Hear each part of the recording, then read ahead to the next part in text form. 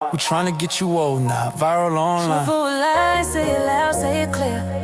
Left the streets when you need you here. Quarters of vision, fit your focus, kids.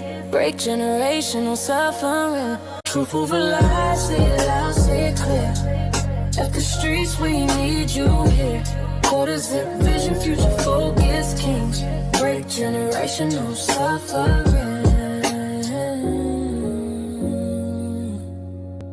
We don't profit off death. We don't clap for destruction. We here to build men, Not bury boys. not bury boys.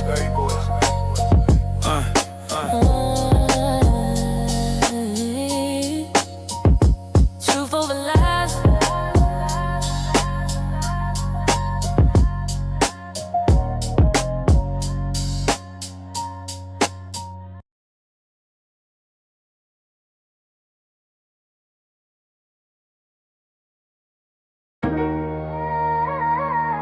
Another young life lost to street violence. Yeah. This ain't entertainment. This is an invention. If the truth hurt your feelings, it probably needed to be said. Yeah. Truth over lies. We don't glorify pain. Left the streets, tryna break them chains. Quarter zip mindset, grown man talk. Lead the YNs before they chalk line walk. Truth over lies, this real, no cap. No crash outs, no throwaway stats. OG's back, put order in place. Say to youth, left the streets, left the case, yeah. I seen talent die for Instagram stare. YNs chasing clout, no plan, no prayer. Street code outdated, nobody wins. Same block, same cycle, same pen. They selling dreams, but it's really a trap. Labels love bodies, they don't love blacks. We need leaders, not shooters with aim. Need fathers in homes, not candles in name. Quarter zip weather, mine on legacy. Talk money, discipline, equity. I ain't judging, I'm correcting course. Truth hit hard, but it says truth over lies. We don't glorify pain. Left the streets, tryna break them chains. Quarter zip mindset, grown man talk. Lead the YNs before they chalk line walk. Over lies, we don't glorify pain. Left the streets, tryna break them chains. Quarter zip mindset, grown man talk.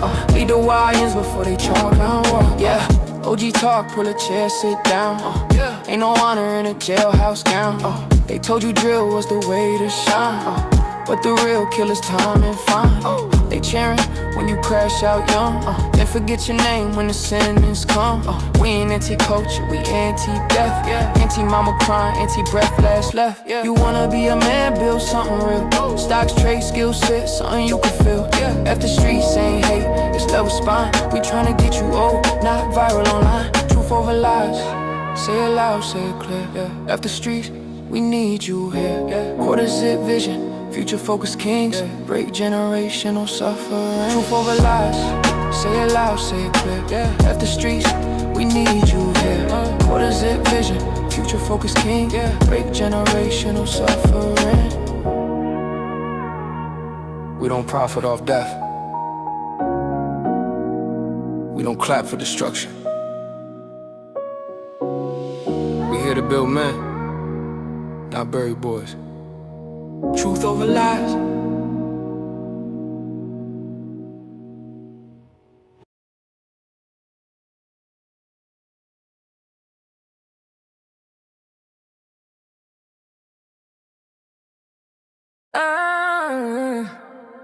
Truth over lies. Truth over lies. We see through the disguise. They keep us distracted while the world's on a fire. Truth over lies. Global gangs ain't playing. If we don't stay focused, we'll never get our land. They talk world peace while they loading the weapons. Same script, different villains, same global direction. US pointing fingers that is well on screen, but the real war invisible, messing with minds of the people we seen. They say pick a side, red or blue, while the money keep printing and the truth stay blue. Black folks caught in the middle of a chessboard. wordplay. Entertainment distractions keep us arguing all day. They don't want unity, they want noise. They don't want leaders, they want angry boys. Scrolling, debating, beefing online. While rapper put action get better in the headline. Truth over lies. They selling fear on the news. If we don't see the pattern, we'll keep falling for the rules. Truth over lies. Same empire, new face, distracted people. Never win the race. They weaponize conflict, divide the globe. Sanction, invasion, money controls. But tell Black America to stay entertained while generational path never got reclaimed. Reparations ain't charity, it's a debt. Stolen labor, stolen land, don't forget. They want us beefing over nonsense and clout. While the real conversation never comes out. Peace ain't possible without truth involved. You can heal a wound you refuse to resolve. So we stand locked in, eyes wide open. No distractions, we decoding what's spoken. Focus, they want us blind, unfocused. We too young to be hopeless. No more smoke screens, no more circus shows. Truth over lies. They selling fear on the news. If we don't see the pattern, we keep falling for the rules. Same empire, new face, distracted people. Never win a race.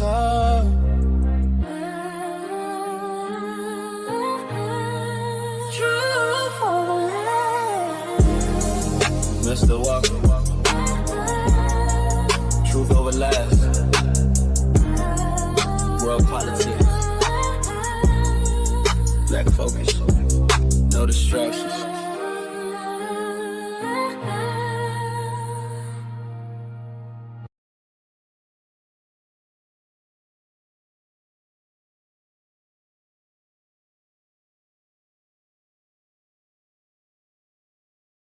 Another young life lost to street violence.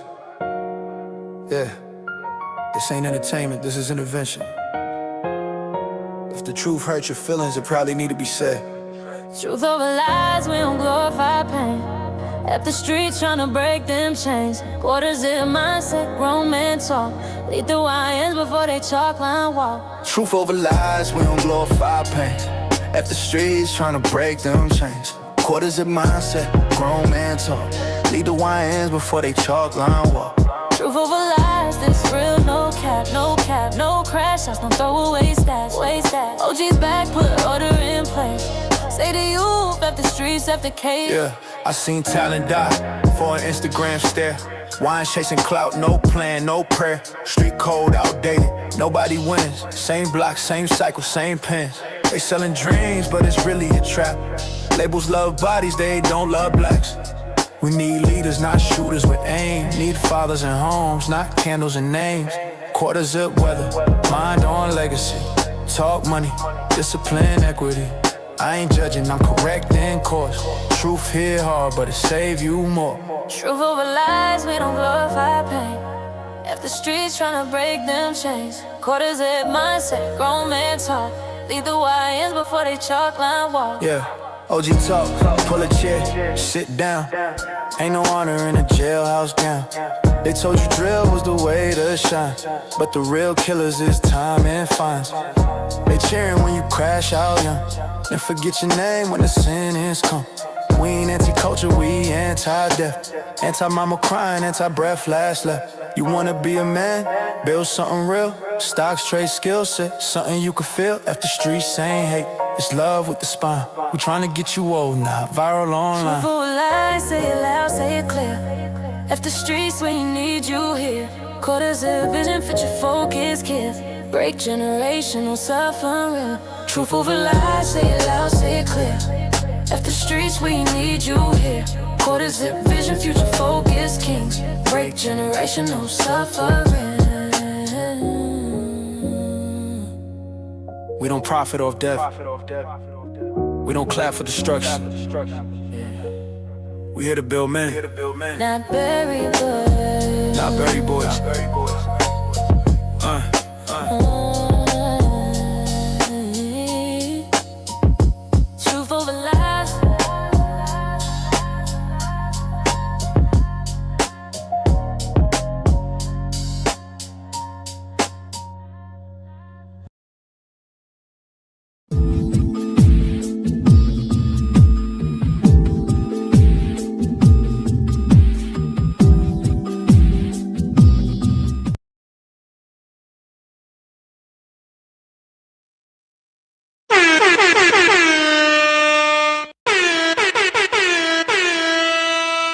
Welcome. Live, Truth Over Lies Tuesday, brought to you by Cart Before the Horse Productions. How you feeling tonight, Mr. Walker? Yes, sir. I am feeling freaking-tastic per usual. Good evening, ladies and gentlemen, El Nug Nugs and Le Bonquishas. Welcome to Cart Before the Horse, Truth Over Lies, in affiliation with the Bougie Negro Podcast, and also, as all you Negroes know, in association with Ain't No Fun Once the Rabbits Got the Gun Entertainment. What's going on with you this fine Truth Over Lies Tuesday? I got beans and bologna. Yeah. Welcome in. Truth Over Lies family. Y'all see the title and the thumbnail. We Unchained tonight. So 2 ninjas on them nads. One of my favorite movies of all time. Who them 2 ninjas on out them nads? Whether or not you know who them 2 AI ninjas is, come all this fine February 10th, 2026. Gavin X and I are very much still in the mix, reporting live to you jive chickens with Truth Over Lies. Listen here, big shout out and much love to all the Cart Before the Horse Nation for all the birthday love. We appreciate you. Shout out to Juice Drops. Juice Drops, I had no idea you even had a whole channel. Gonna definitely check you out, sister. Shout out to the original cousin. Appreciate y'all. That part. So shout out to the whole Cart Before the Horse megaverse for wishing Mr. Walker a happy 40th. Y'all still pouring in the comments. We appreciate it. Appreciate it. Too dope. I feel special. I feel like I are special. I feel like I is important. So if you missed it, we didn't do a show yesterday. We did a celebration before we left the other night. So if you missed it, you missed out. There you go. You want to catch it live. Big shout out to Replay Gang. No love lost, but SBC Nation, you want to catch it live. So here we are. Nonetheless, y'all see the title tonight. The truth. No power equals no respect in America. Y'all know it's Black History Month, so we got to talk about some stuff. Let's talk about it. I concur. Shout out to what's the brother name? Dr. Claude Anderson. Powernomics. You can't have no type of say so anything without any power. As melanated folks, do we really have what power do we have? That's a triggering question. We got all the power that is in the Lord resides in me. I agree, but show me the body. That part. So we got a lot to talk about. All right, we'll try to drop the link, get y'all up. I'm sure some of y'all gonna have some questions. We're gonna take a walk throughout history. All right, we're gonna go way back and we're gonna walk it all the way forward and get some understanding on where we at. Because a lot of times, people, we could come up here and say, well, why is this group of people doing better and this and that? Or why are Black people doing so bad? Well, we're gonna get to the bottom of some stuff. You know what? There you go. I tell you what, I'm not sure about what we about to view here. However, I have started seeing some stuff as of lately. It's deep, man. Like along the lines of what you just said. Like, I tell you what, throughout history, there really ain't no exceptions to who be getting jacked. It's wild. American history is just violent altogether. But let's see what we got in store here. So we got a lot in store. So just sit back, relax, and shout out to Mr. Incredible, starting it off with 100 ball. He says, what up, Jive Ninjas and Truth Over Lies? Just dropping in to show some love to Mr. Walker on his 40th, my G. I'll catch the rest of the replay. Appreciate you, Mr. Incredible. Can't thank you enough. Thanks for rocking with us, man. Appreciate your support. Man, that's how you get the party started. Here we go. Harder, harder, harder, harder. This shit get harder and harder and harder and harder and harder and harder. This shit get harder and harder, harder and harder, harder and harder. What up? Fuck it. I love my father. This shit get harder and harder. We in my bed right now, we turning. I don't give no fuck about no honey. Hey, you ain't with us, you burn, baby. Hey, this shit get harder and harder. Hey, sometimes you get smarter and smarter. Yeah, you know what I'm saying? Look at me, man. This shit get harder and motherfucking harder. Got my rubber boots on and shit. I ain't got shit, check it. This shit get harder and harder. Mr. Black on the thing, nigga, I'm a starter. So once again, another end when I tell you it's a part of the life that I'm living, getting money, baby. It's a shit get harder and harder, harder and harder, harder and harder. This shit get harder and harder, harder and harder, harder and harder. This shit get harder and harder, harder and harder, harder and harder. It's getting hard and hard to watch that madness. Appreciate you, Mr. Incredible. He said, I got my rubber boots on. I ain't got ish. This ish getting hard and hard. Ooh, that's blues. That's real blues. Like they crackheads and fiends, but that's true blues. They ain't really got no true melody. They just speaking from their soul. Straight like that, straight like that, straight like that, straight. Wow. Shout out to Mr. Incredible and Cousin Walker. He says, proud of y'all. Been a member 3 months. Proud of you too, cuz. Appreciate you. And I see you say you still got your reparation shirt from 2023. All right. We got to get the hoodies on the site. I forgot to get them up there. But yeah, I said tonight is a perfect night. We talking reparations, Ebony Dean. Here we go. Where you at, sister? Cut the check. Football season over. Put on your black beret. We back. And Cousin Walker gifted a membership. Appreciate you, Cousin Walker. Appreciate you, sister. So here we go. We're going to start here. We ain't going to waste no time. Here we are. Ooh. Let's go back. Let's talk Jim Crow.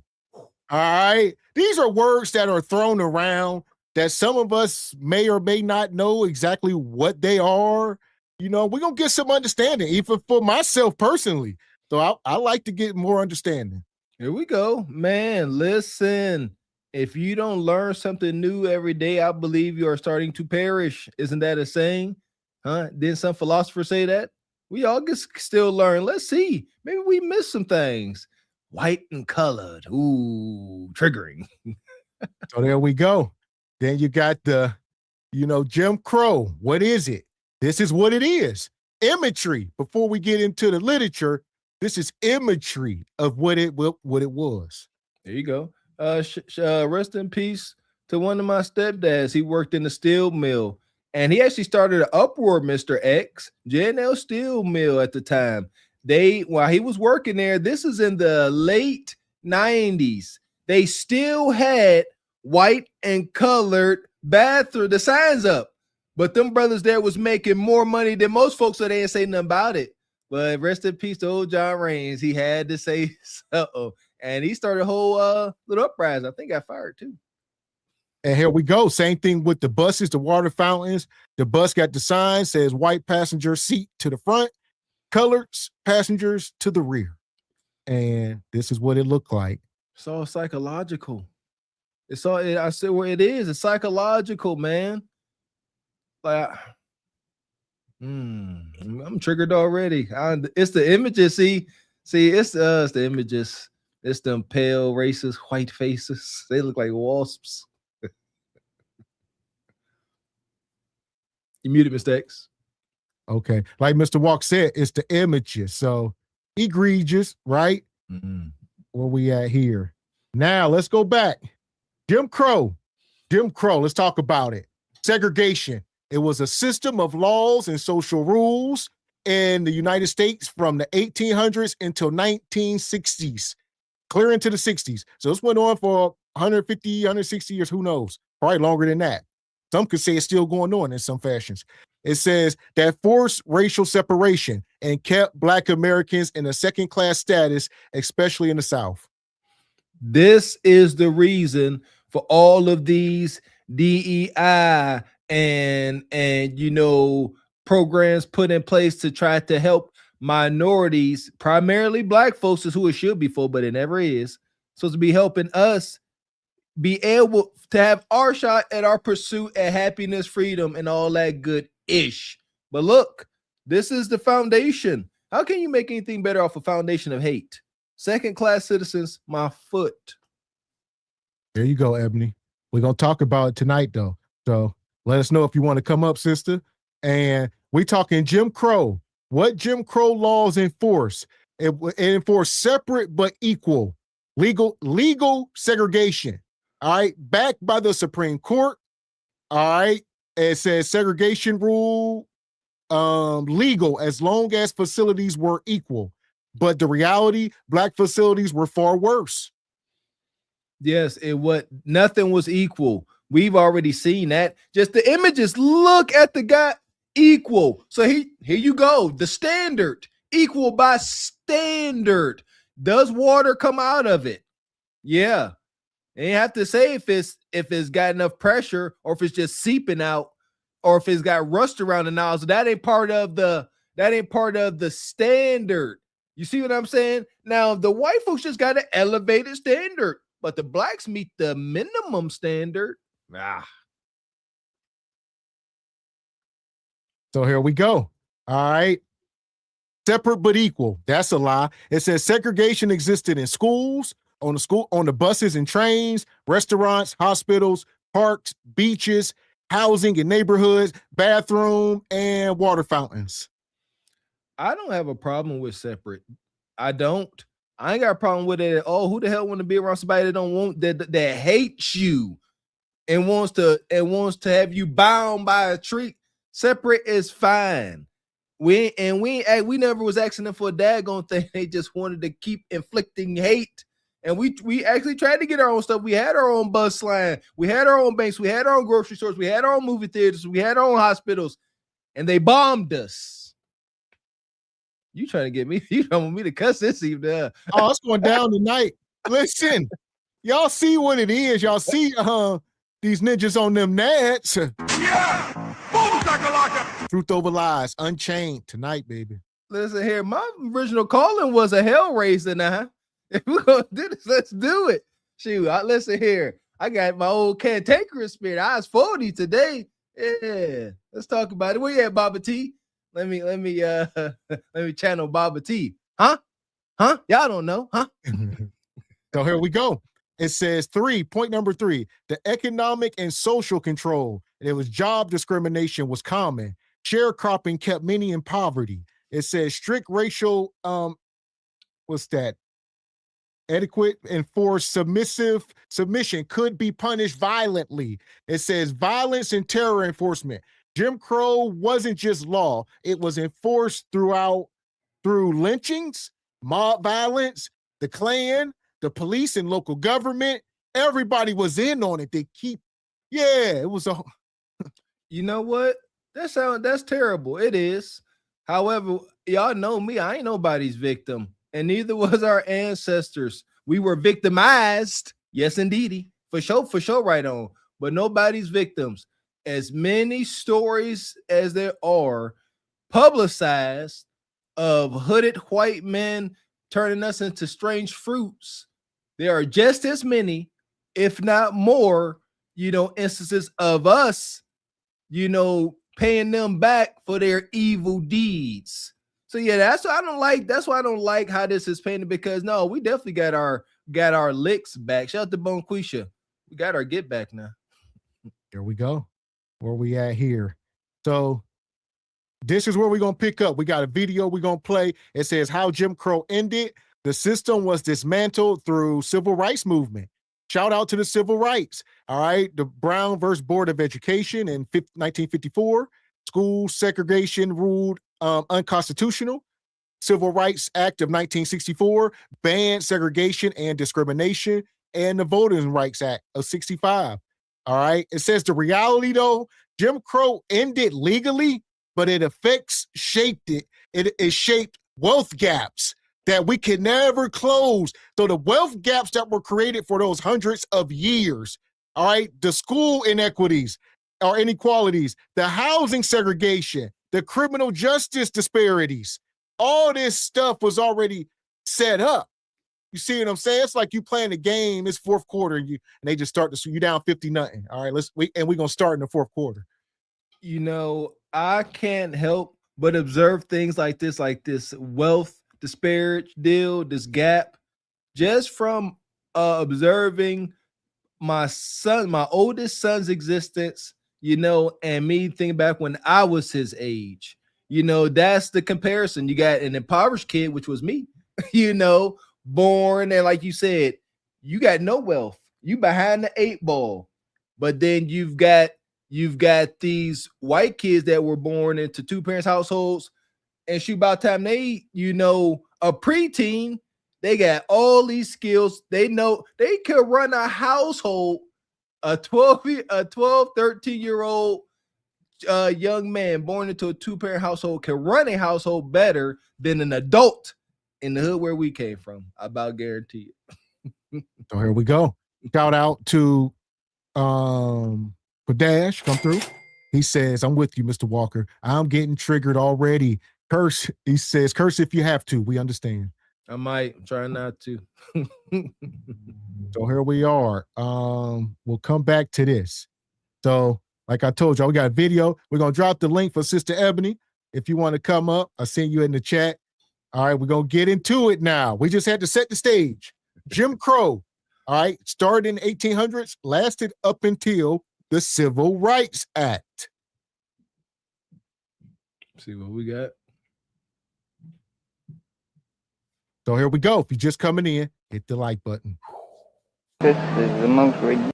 I think this is the most ridiculous. And the video is the white folks are going to be asked, you know, what do they think about the Civil Rights Act? You know, the bill being passed. Do they accept it or reject it? Here we go. I think this is the most ridiculous thing that has ever happened.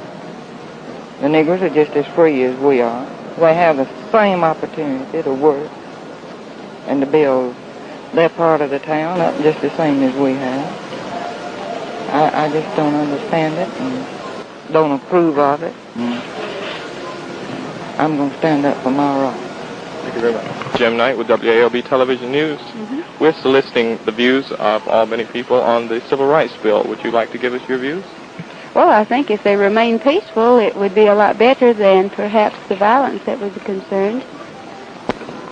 Well, of course, being a Southerner, I'm not for it at all.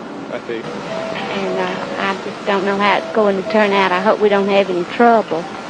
We're soliciting opinions on the Civil Rights Bill. Would you like to give us yours? I'm sorry, but I don't think it's the time right now. I think they have equal rights, though. Thank you very much. I want people to understand. If you're just coming into the room, all right, and if you've been here, they are being asked about the Civil Rights Act. Now we about to cook some more. We ain't done this video. It's going to be a night. It's about to be a doozy, folks. We're about to learn. I get it. Y'all can't let their ignorance and what is it, nonchalant hate to trigger you. Like, she's like, they can do it too. They got just as many rights. Meanwhile, she done probably seen her husband or uncle or father make strange fruit last week. But they sit up here and act so demure. Yeah, you couldn't pay me to go back to that time. Lord knows what he was doing, make me born right now. This age. Well, here we are. The Civil Rights Act. So this is it. Shout out and rest in peace to Martin Luther King. Martin Luther King was in the room. All right, the Civil Rights Act of 1964 is one of the most important laws in U.S. history. It ended legal segregation and it banned discrimination based on race, color, religion, sex, and national origin. So it was to end the white water fountains and the bus. And what you see in that video, they was like, no, we don't want to end it. We don't want, they did not want to go to school. They didn't want their kids going to school with your kids. They didn't want to drink from the same water fountain as you. They wanted you to remain a second-class citizen. And that's where we at today. So now what was the trade-off? What was the trade-off to this? Welcome up, Ebony Dean. What was the trade-off to this? So now they say, okay, You want us to be all, all as one. Kumbaya freaking yah. So say, you know what? Now you want us to help you with your schools and all this. Now you got to take on our curriculum. You see, like this is what triggers me, and this is kind of the core of my rage when it comes to America, because anything they did for us, they always need something in return. Okay, we'll give you better facilities to teach your kids, but this curriculum we about to smack y'all upside your head with is gonna be just as damning as racism itself. Like, you see what I mean? Come on, we all done seen that white Egyptian man in that daggone history textbook. Golly. Oh, it's gonna be a rough night. Welcome up, Ebony. Thank you. Thanks for having me. But yeah, we live under a whole system of white supremacy. And so everything that we're involved with and everything, it directs back to that. Even the issues that we have in our communities and in our relationships and everything always goes back to that, because that's what this country was built off of. It was built off of white supremacy. So that's why, there's all these wonky things going on in the world and everything.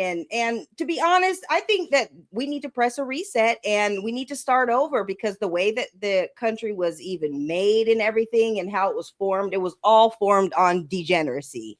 The white supremacists, they are degenerates. That's why they did all these things to us and to different groups of people and everything. And so, yeah, we need to press a reset, and we got to get things figured out. But we also it's really important to understand where it all stems from, and it all stems back to that. Yes, ma'am.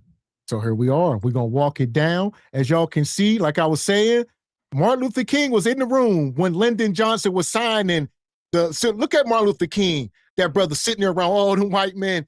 Why this white man about to sign into law the Civil Rights Act to give black folks some freedom? All right, Martin Luther, we done marched. They done marched and all that. They was going ham. Like they was marching and burning stuff and fighting and getting sprayed and bit by dogs. All that led up to this. All right, and they got him to sign it. And look, they in the room. Here we are, 1964.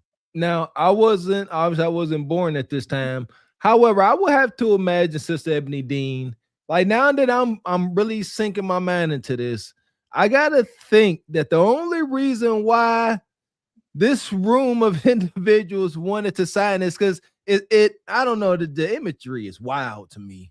Like, but I feel like the only reason why they did this, like you said, the images of the dogs chewing on us, the fire hose being turned on our babies. I believe the rest of the world kind of put a little bit of pressure on them for this. You know what I mean? Because that was being broadcasted. The United States love to police the world. So again, my point is, this was not because they had a change of heart and God-fearing Christian men. No, they saw an opportunity. Yeah, you're absolutely right, Mr. Walker. There was no change of heart. They weren't all of a sudden like, oh, we need to be good to these people. No, they knew that, first of all, let's be clear. We were turning up in this whole country. We were fighting in all major cities. We were burning things up. We were not having it, because when they passed the benign neglect policy, where they were talking around us with all the policies and including everybody, all the immigrants that were coming in and everything. And because they promised us our freedom and they promised us certain rights and everything. And when they started talking around us, that's when we turned all the way up.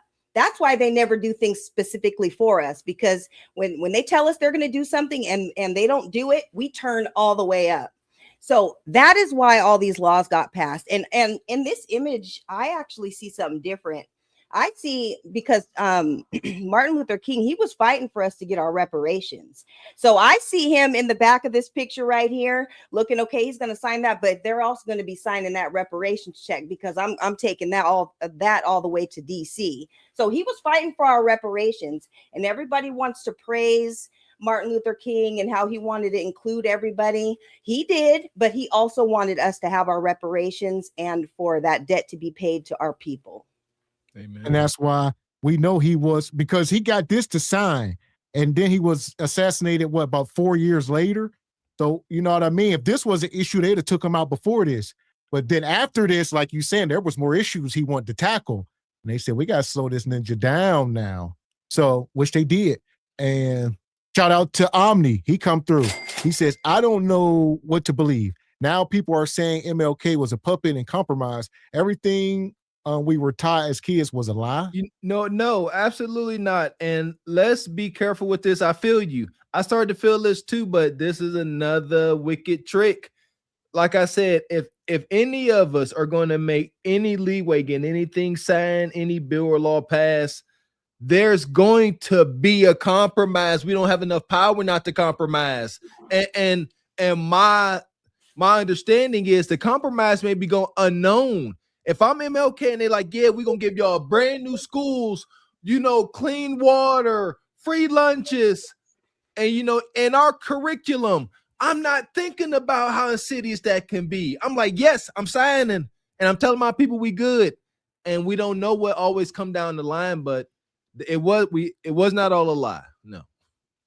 Yeah, and with Martin Luther King, and there's been allegations and things that has come up within his name. He's not here to defend himself, and we don't know if things are true, but it just goes back to how they always try to throw dirt and slander on our civil rights icons and all of our our great entertainers and musicians and everything that have passed on. They're always trying to throw dirt. So I would just say, do your own research, look up all the things that he believed in and everything. And it's not like we're going to believe everything that people do, but there was some great things that he did for our people and continue to fight for. And a lot of those teachings are still with us today. We have not forgotten his dream and everything. And we also haven't forgot how he was fighting for our reparations. Yes. And we must, put this in context and understand the title of tonight's show, The Truth. No power equals no respect in America. So like Mr. Walker said, they had very little power, but they had some power because they was taking it to the streets. That was their power, was in their voices and marching and all that good stuff. It actually was effective back then, but nowadays, not so effective. You don't know a man nowadays that can go and get a president to do anything, to sign a law into act. Do y'all understand? Yeah. Show me a black man or a group of black folks that can walk into the White House and get them to do a damn thing today. And this was, 60, 70 years ago. That's facts. Only brother there. That's true. Yeah, and this is what we got to be careful. We can't do that. White man will honor his dead and his ancestors to no end. They won't like them, but as melanated folks, we find out that our freedom riding ancestors' favorite color don't coincide with ours, and now we don't like them. We got to stop that. Like Miss X said, who else? Growing up, I was more of a Malcolm X type brother. Trust me. But come on, we got to give Dr. Martin Luther King Jr. his props now. May he rest in power. Yeah, and we also have to be careful with the people like B. Simone. I think she was trying to throw shade on that he was cheating on his wife, on Coretta and all that. And also with the Nicki Minaj, with the Malcolm X, the looking, the song that she made about looking out the window, mocking Malcolm X because he was looking out the window when they were coming to attack him or whatever. We just need to. Oh yeah, that was in one of her songs. It's called "What You're Looking ASS" or whatever. That was a song that she made. Yeah, Nikki need to take that damn gold card, and that's why we don't really rock with her, and we're checking people's paperwork to see why would you say something like that about one of our icons. That's why we're taking a look into people's background. But yeah, we're not doing any of that, tearing down our civil rights icons, who paved the way for us. Like, show some damn respect, so that's where I'm at with it. That's it. Just respect goes a long way. Like it's deep. Like respect those that came before us. There is a curse attached to not doing so. We tend to repeat the same mistakes, yada, yada, yada. Yeah. So here we are.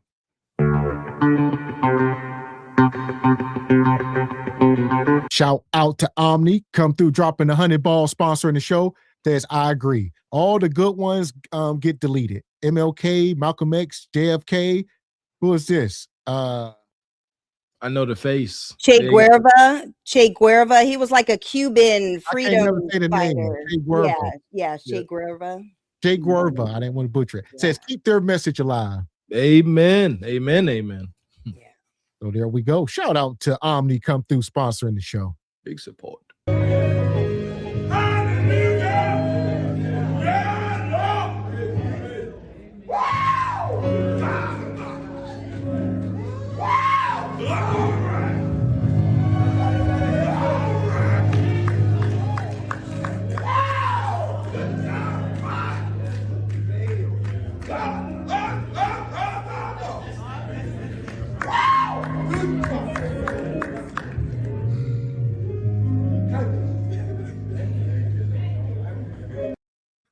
appreciate your Omni Design Studios. You know, I ain't go. The only thing I want America to admit is that they got some deep rooted hate for FBA folks. I want to know the reason why. I got an idea, but it's there. It is. It just is. I want to know why y'all hate. So here we go. And shout out to Odd Job. Stop that, Odd Job. No, dyslexia was kicking in. Like Mr. Walker said, we know the face. Then we ain't want to butcher it. Then what? Then would you be sad if we'd have messed it up? This is what's wrong with y'all. See, y'all get on my nerves. I told you our first meetup, we haven't pronounced this, Ninja. That's gonna be a contest. Pronounce this, read this, Ninja. See all y'all learned literate folks out there in the chat. Here we go. Hit the like button. The time right now. I think they have equal rights, though. Thank you very much. Would you like to express your views? No, I don't think so. How about you? Nope. What I'd have to say wouldn't be fit to go on air. Thank you very much. I don't like it. I think they're just trying to put something on us that we don't want. I see. We ought to have a national election on it rather than just letting 9 men tell us what we got to do. And how about you? I feel the same. Fine, thank you very much. I sure don't like it, that's for sure. I see. Do you feel this will have any effect on your life directly? I imagine it will. Thank you very much. I'm afraid we might have niggers to live next door to us. Huh. I'm afraid we're going to have ninjas next door to us. Will it affect your life? Becky said it will. I'm going to have to compete with them in the job market. We don't work as hard as them. We're not as intelligent as them. We're going to have to actually compete, and we ain't going to have the federal government backing us with laws and Jim Crow that can make an uneven playing field. We're going to have to compete with ninjas to buy a house. This is wicked. You know, again, folks tend to hate what they don't understand. This is our fault, dare I say, because we're going to move next door to her and her husband. You know she can't cook worth a damn. And we're going to be over next door in the back, Ebony Dean, cooking up that good old Southern barbecue. And Billy Bob going to be over the back fence sniffing like Wilson off of Home Improvement. Yeah, that's why they don't want us living next door. Yeah, she don't want to see that caramel brown sister walk out there in that front yard. Billy Bob gonna be mighty tempted. Shut up, Becky. Hush up. Yeah, and those Rice Krispie treats and all that only brings a smell only so far. But when we're making all of our classics in the kitchen, that can smell up a whole neighborhood, you know. So that's, you know, I'm sure she definitely had a problem with that. But let's be clear.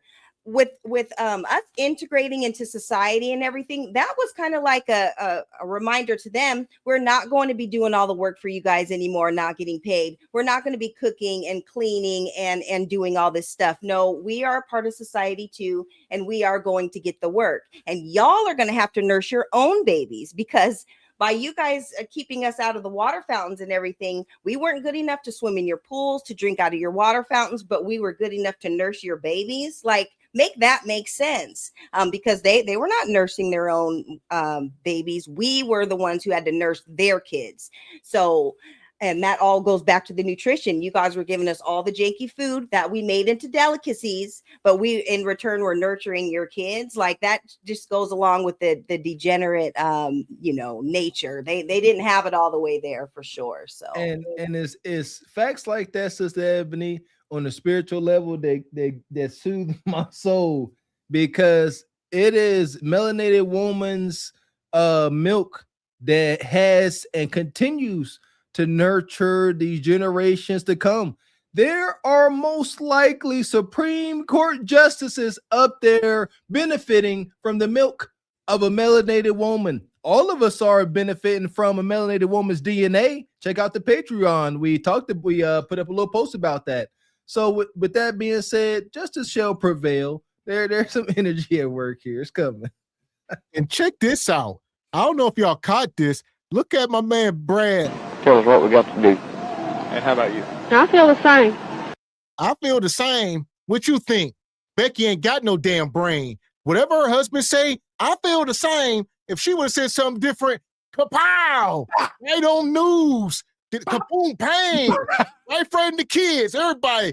Yeah, Becky, I feel the same. Yeah. You as You should.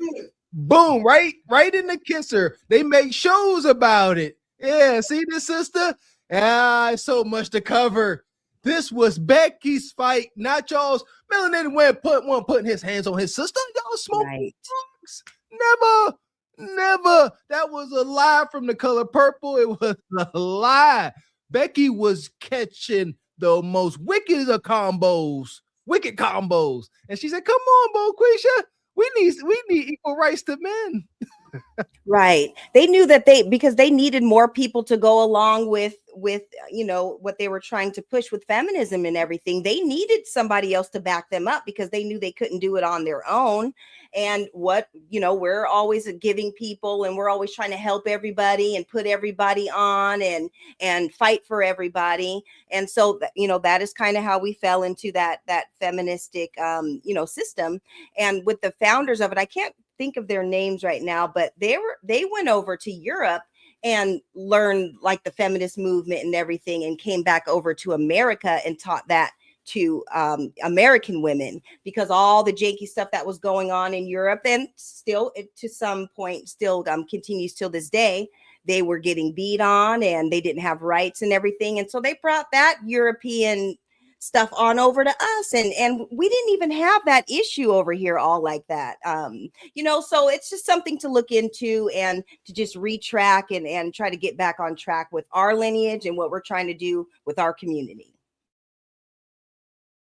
So here we go. Hold on here. Grab these super chats real quick, Mr. Walker. I got to step off here. Got you. Money. Shout out to Odd Job. Appreciate you, brother. Says, I know this might be a stretch, but look at some of these women talking. Probably became feminists and created the most dangerous movement since communism and benefited greatly off our struggle. I just thank you. Yes, brother Odd Job just talked about it. Yes, these are the women that led feminism. They man was going out doing whatever the heck he was doing, drinking, boozing, cheating. They were sitting at home with their black eyes and they volume, and they said, you know what, we need better lives, and probably so, Becky. But that was not everybody's fight. Here we go.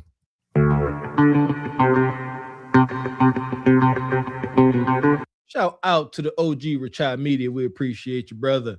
Says, let's not forget Medgar Evers, 1925 to 1963, was a civil rights leader, World War II veteran, and NAACP field secretary, whose work in Mississippi put him directly in the crosshairs of white supremacy and ultimately cost him his life. There you go. Rest in peace to brother Medgar Evers. This is what I mean. There's so many of us that fought the good fight that went unproperly documented. Appreciate you, Richard. And another thing we must understand is that these were young brothers. So even like Medgar Evers, we must understand some of our greatest ancestors were young men. Even Martin Luther King, when he in this room full of these old white men that are 70 years old, and he in there like 30 something, like these dudes, like even like Tupac, some of these guys were 20s, 22, 24, young men. All these were rarely a man seen 40. Some of our leaders were all under 40, all deleted. My theory behind that, Mr. X and Ebony Dean, are as humans, is my understanding, our brains don't stop developing until like 35, fully developed. They don't want us to live to 40 and 50. You are more dangerous. You can think and see clearly. You ain't full of, pee and vinegar. That's my theory. They got to get rid of us before that. Right. And yeah, there were so many of them. Fred Hampton and Martin Luther King, when he first started, he was like in his early 20s, preaching and starting a movement. This is why it's so important for us not to, not include the young men that are up and coming, because there's a lot of young men out on, in social media, and they're trying to push the lineage, and they're trying to do so many great things. But sometimes they get like turned away by the older people or whatever, saying, oh, you're too young and you don't know, what do you know about the struggle and everything? But these young men have something to say. So as we're remembering our civil rights leaders, Medgar Evers, he was in his 40s when he passed, or late 30s or whatever when he passed. As these young people are coming up, they're going to be next in line. And so we all need to work together because these young people have something to say. Indeed. That part. Yeah! Boom, shakalaka! Shout out to Richard Media. Come on, just bring it. I need you to stand up. Why y'all not moving? Come on. Don't make me push. Don't make me push. Thank you, sir. There go money. She's touching you. Where they get that money? Where they get that money? I can see money from a long way. Elder Gregory Kelly, That's right. Come on. $100. Everybody get something in your hand. Come on and put it right here. Elder Richard Media, $50 plus more. Appreciate Young B streaming. Good to see you, brother. Says our food be deleting us though, taken out by flavor. Moderation. Appreciate Young B streaming. Says this is traditional times. Woman long for pow, ping, pow, uppercuts.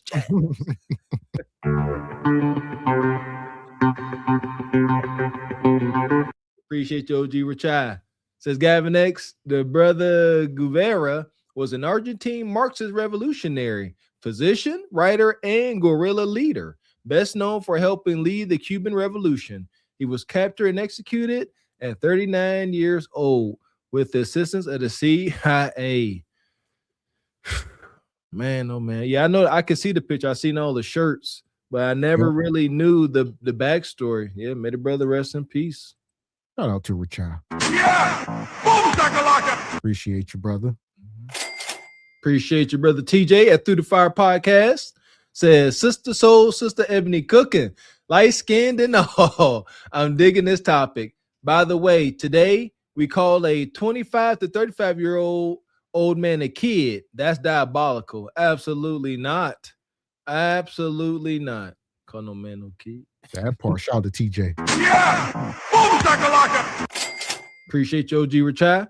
Says Guevara, I didn't even try to say that first name, is the face of the most revolutions on this side of the hemisphere. Okay. Che Guevara. Shout out to Richard. So we're going to get into it. Before we get into the meat of the show, we got a lot to talk about tonight. But this is going to be our last bulletin. We got to talk about the Civil Rights Act. What was it? All right. Or what the Civil Rights Act actually did. It ended legal segregation. It outlawed segregation in restaurants, hotels, theaters, public facilities, schools. All right. This means the whites only and the color only laws became illegal nationwide. This is what they didn't want to end. So it ended legal segregation, and just how we have learned up here, just because something becomes federal, it may take time. It definitely took time for the states to even halfway start to acknowledge. So they're like, yeah, it's over. Federally, all segregation is illegal. These independent states, especially them southern states, was like, good luck, boy. Good luck. Yeah, and that's where the sundown towns come from, in certain states and everything. They have towns till this day where they still don't really rock with us right now, or, right, like they said that they were going to do. So these sundown towns, you guys remember like when we were kids and, our parents would tell us to come in when the street lights came on. That's because back in those sundown towns after segregation and everything, they still were patrolling the streets. And if they saw that you were still outside playing with your friends or our parents or our grandparents and stuff were still getting stopped if they, weren't home at a certain time. And so that's why we knew when the street lights came on, it's time for you to come in before anything goes down. That was something that was carried over from after segregation, being in those towns. So I remember that as a child, and that was like a major thing. But it did not stop just because the laws changed, and it's 2026 and it's still going on in certain towns. I know we have sundown towns here in Washington still, and definitely down south. So you just don't want to be, driving around. And, when you get that feeling when you go in certain small towns or whatever, it's like, okay, I don't want to stop to get gas. I don't want to get food. I want to get out of this town because it just doesn't feel right. That's like that sundown town type vibe. They don't always just welcome us right away. And that's true. And this is why we have to stick together, because I hate that that's true, Ebony Dean. And I just hate that feeling. However, if we get along more, learn to travel in groups, especially with some men, you got a group. See, these goofy movies be getting on my nerves. You got a group, 3-4 grown men. Ain't no way, heck, we look like targets. You know what I mean? But if you just by yourself, yeah, that's when they get you because they cowards. Yeah, and when our families and stuff were traveling after segregation and everything, there were pamphlets that we all had, and we knew when we were traveling to certain towns, the good restaurants and the good gas stations and the good places, the good hotels that welcomed us, and it wasn't a problem. And so on the grassroots, we all put something together from state to state, just to help our people while they were traveling and getting through the country. So yep. Yeah. There you go. And what else we got here? It says, all right, so it ended legal segregation. It banned job discrimination. Employers can no longer discriminate based on race, religion, sex, national origin. It created the Equal Employment Opportunity Commission, the EEOC, to enforce workplace equality. Sound like DI, huh? they've been America has been trying to be fair for a long time. America just can't get it right. America, like, money, we can do that. War, we can do that. Power, economics, we can do all that. Fairness and equality, well, what that is? How you do that? There you go. What you got, Emily? Yeah, cool. Because after all this was introduced, that's when the wave of immigrants came. And so, yeah, we opened up all these laws for you guys, the equal employment laws and all that. But we're going to bring some people over from another country that's going to work for less of a wage. And you guys built, Black foundational Black Americans, we built this whole country. And so we're not going to be working for, under the table or whatever. You're going to pay us our money because we already built this whole entire thing. So you're not going to be lowballing us. We are the table. We built the table and we cooked the food that was prepared on the table. So those laws were introduced after that. And then it just got janky from there. There you go. Green Books, Ebony Dean. That's what that traveling pamphlet, the Green Books. Yep. And so there you go. It ended legal segregation. The Civil Rights Act of 1964 ended legal segregation, banned job discrimination. It protected voters' rights. All right. It allowed the federal enforcement. The federal government gained power to desegregate schools, cut funding to discriminatory programs, and sue states and institutions that were violating civil rights. So now it gave the federal government the right to enforce it, because before they would just turn a blind eye. Y'all do whatever the hell y'all want. Now it's like, if y'all get caught doing this, we gonna get y'all. Y'all must, everybody play by the rules we making y'all. This is what we had to go through. How can any other country see this as fair and equal?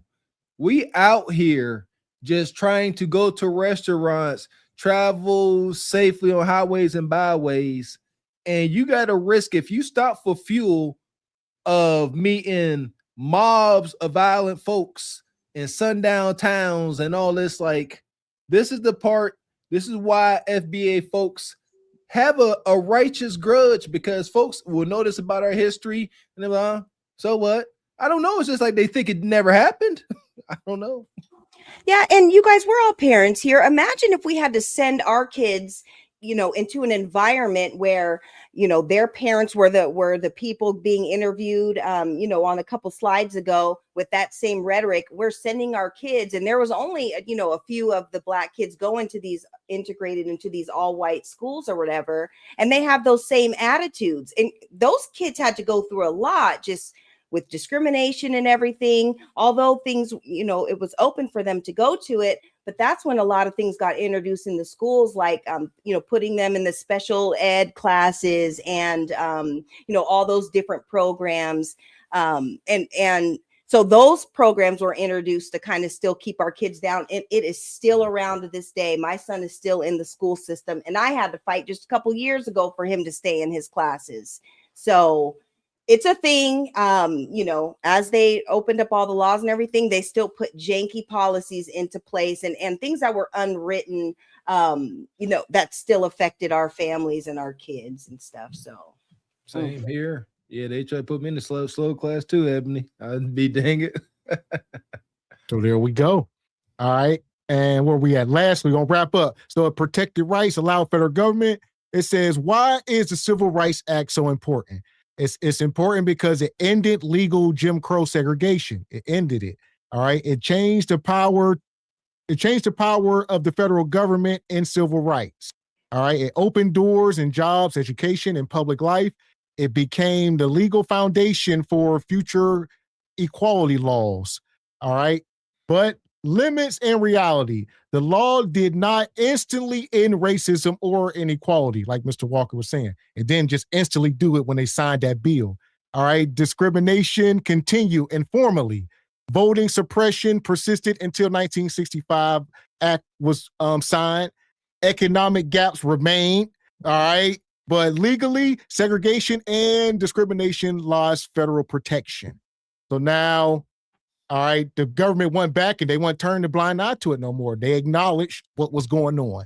Like, all right, this is wrong and we're going to right the wrongs. Because like you said, during this time is where TV and stuff started to go nationwide. So people start to see this stuff. So America for many, many years were telling the rest of the world that everybody was being treated fair. You know, they telling people in Europe, oh no, the black, they lying. We are treating everybody fair. We all equal. And nobody can really tell them they lying. And then it started to be televised and we being sprayed by hoses and chewed by dogs. And the people said they are not being treated equally. So it applied pressure from just the rest of the world and the image. The exact same media propaganda that North Korea was spreading back then. Y'all know I'm talking about when Kim Jong-un was wilding out. The same propaganda he was putting up on the news. Everybody was eating good, living good, showing grocery stores. And then journalists went over there and saw, and I think they made a movie about it. Like, it was fake. The grocery stores was fake. The food was cardboard. But what they showed you is the reality. And that's what America was doing. Oh, look at these black folks. They got it good. They lazy. We give them free housing and they make it a mess. They have no idea about the stuff that's going on at the root level, the redlining, the injustices, the messed up curriculum, the what is it? The not so fair and not so equal treatment. So, but now, like you said, now with media, now everybody got to see. So now they got to at least make their hate look nice. Yeah, and with that whole media coverage and everything, what they were not talking about is how we built this whole entire country, you know, and all of our contributions and stuff that we made, you know, which is why, you know, a black man, I can't think of his name right now, but he started Black History Month which is what we're celebrating this month, because we created this whole entire country. And yeah, all the propaganda and stuff that was being portrayed you know, around the world, that is the reason why we have immigrants in this country today. Because if it wasn't for us fighting off the dogs and marching and fighting back and you know, fighting for equal rights for everybody, then there wouldn't even be immigrants in this country. And so I just want to make sure that is a big point. You know, we're talking about a lot of immigration issues and everything right now, but if it wasn't for us fighting, y'all would not be here in the first place. Ebony, I need that to start to be a main talking point in this space, because that I never knew that until you said it. I never realized that. Never connected those dots. Yes, without our ancestors, our elders, the babies, the children having hoses and German shepherds turned on them, none of y'all other cultures coming over here. We had to shed blood for y'all to be able to come over here. And you're right, nobody says, oh, thank y'all. But now y'all can see, we gonna broadcast it. Y'all gonna know what we had to go through for y'all to come over and get y'all a taste of freedom. There you go. Shout out to Ebony Dean. Yeah, and they still kind of have those same, thoughts about us that we're lazy and everything. We talked about that the last show. It's hard to be lazy when you and your people created this whole entire country. So we just have to, put some more respect on our names and all of our contributions. I'm still learning Black history even till this day. I just learned something that was so dope today, and I just can't wait to share it with everybody and everything. So we're still learning, and we're still learning, about everything that we've invented and created for this country. And without us, there would be no, United States of America. We are the heart and soul of this country. That part. Appreciate you, Lavelle. Says written permission. Who told y'all to fish here? Trey Taylor's gonna call the law. And a man just called me and called Trey and said, Trey, they're fishing in this pond. He said, lock them up. Oh, man. Lock them up. We about to leave, man. You better leave, because I can tell you, he's going to call it law. When Sheriff John Brown come for you, gonna call the law.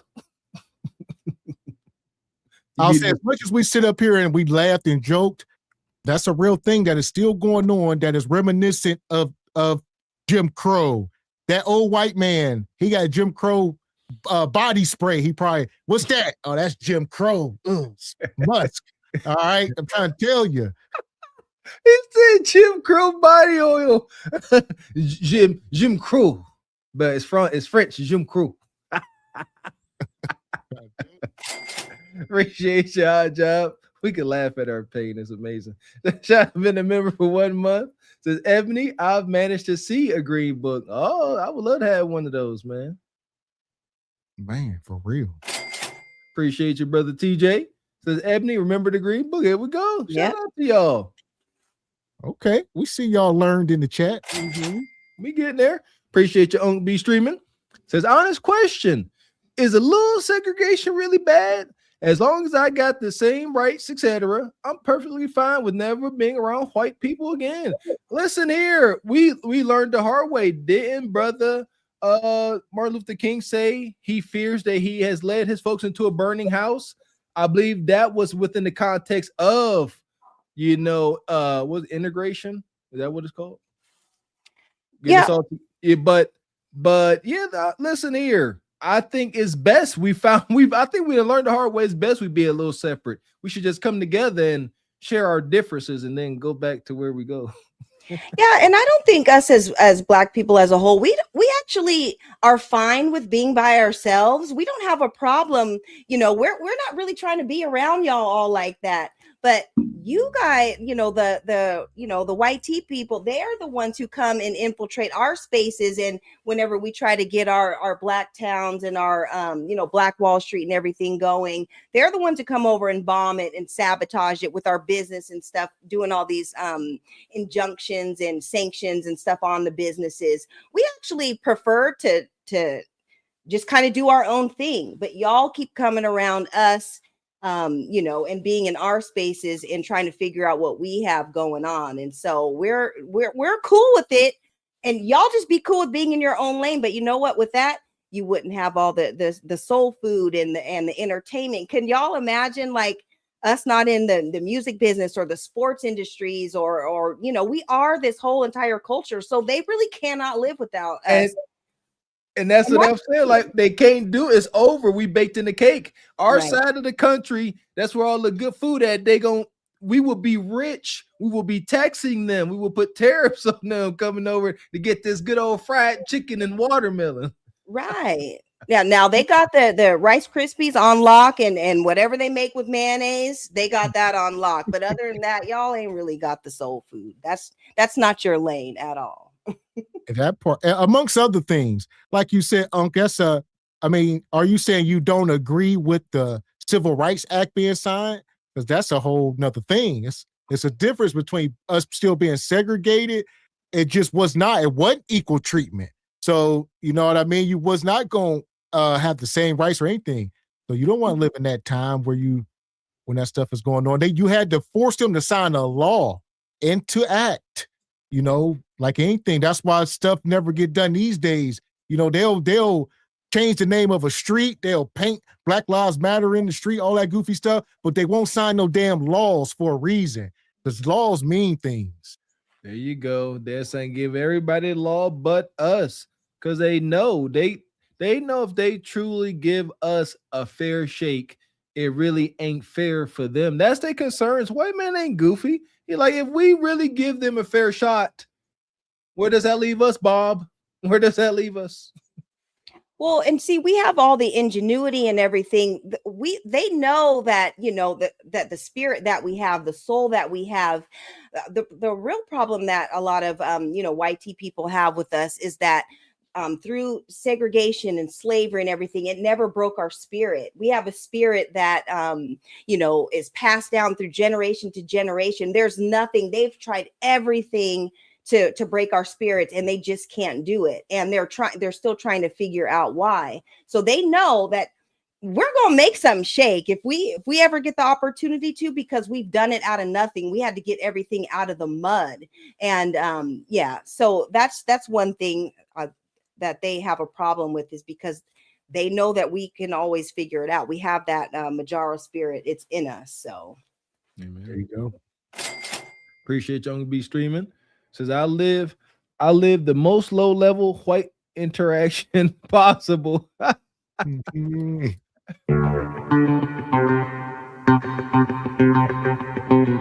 Shout out to our sister Rachel. Rachel better say it 3 times. Says in 1955, the brutal deletion of Brother Emmett Till in Mississippi was a powerful catalyst, shocking the U.S. And galvanizing a new generation of activists, pushing melanated folks on the sidelines into the fight for justice and racial equality. Man, listen here. Much honor and respect to Emmett Till and his mother. My goodness, that sister stood there, looked down over her son, and didn't flinch. Man, that's a tough sister. yeah, and Rachel, let's not forget that lady who accused him of looking at her or touching her or whatever it was.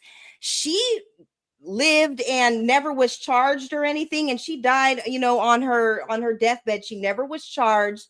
I think they were saying that she confessed. Yeah, she confessed to everything, but they still did not arrest her or everything. They're like, oh, she's older now and all this stuff. So justice was never served for Emmett Till and his family, and it's unfortunate, but it all goes back to white supremacy. That old lady, she should have been in jail, and she should have been charged, because she created a whole, the whole civil rights, all that stuff was all because of her lies. It was all lies. That sister didn't live a fulfilling life. Trust me. The fact that old hag had it in her to say that Ebony, she was haunted her whole life. She lived with Brother Emmett Till her entire life. Yeah, she didn't have no peace.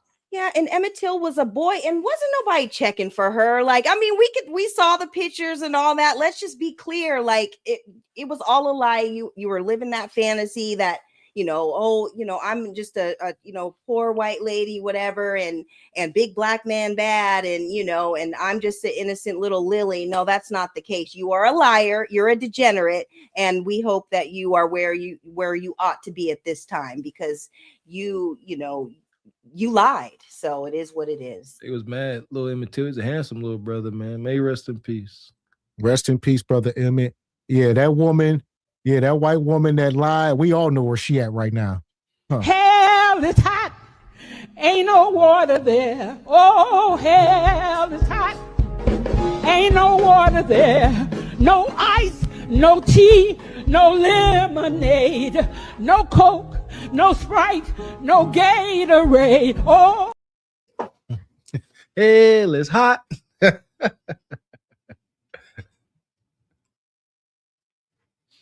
Appreciate you, brother Richard. I think you muted mistakes. Says, dang it, I'm so freaking triggered. I need to take a break to perform my evening prayers and recharge. Let that rage flow through you, Richard. Shout out to Richard. Yeah! Boom, shakalaka! Appreciate you, Richard. Says Carter G. Woodson, Ebony Dean. Appreciate you, brother TJ at Through the Fire Podcast. Says the anti-lynching law was first introduced in 1900. Past March 2022 delay. 122 was first introduced in 1900 and it passed. Are we serious? You see this type of stuff, I'm just like, why are we even playing? Like, yeah, and let's remember they used to lynch us after church service when they were, going to their white Christian churches and praising, the Lord and everything. After that, all the families would get together in the town and they would lynch us. And so that's a part of their culture, and that's something that they were doing. So we have to remember all this stuff. I enjoy talking about this stuff because it doesn't necessarily shed a light of our shortcomings, but how their shortcomings and all the degeneracy and things that they did. I used to get like embarrassed in class when they would teach us Black history and stuff, but in reality it was y'all that were doing all this stuff. We were just doing what we were supposed to do. We didn't do anything wrong. That was you guys and your degenerate behavior. And when I learned that, that's when I could hold my head up high in class and speak on things. And a couple times it got me kicked out, but I didn't just wake up and start to speak on this stuff. I've kind of always been like this. So yeah, it's just something to remind us of our greatness and all the things that we overcame. Amen. Yes, that's why we all must stand on business, and that's why we sit up here with the accountability and shaming the degeneracy. Can you imagine if we all, or not all, but just the vast majority of us was standing on business, what that would look like and how devastating that would be for white folks. All right. Because they know where we came from. And if we can get to where we need to be, it's crippling to them. There you go. Let's do it. We can do it. I believe in us. Appreciate you, Rachel. Says you spitting facts, sweetheart Ebony. Appreciate you, Rachel. Appreciate you, brother TJ. Says she had to change her name and move to South Carolina from Mississippi. Wow. Money. Appreciate you, Rachel. Says happy B-Day, Mr. Walker. Wishing you many more. Me as well. Hope I live many, many years.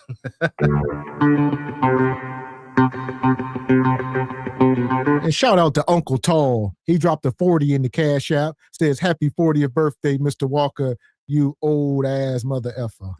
I appreciate you, OG.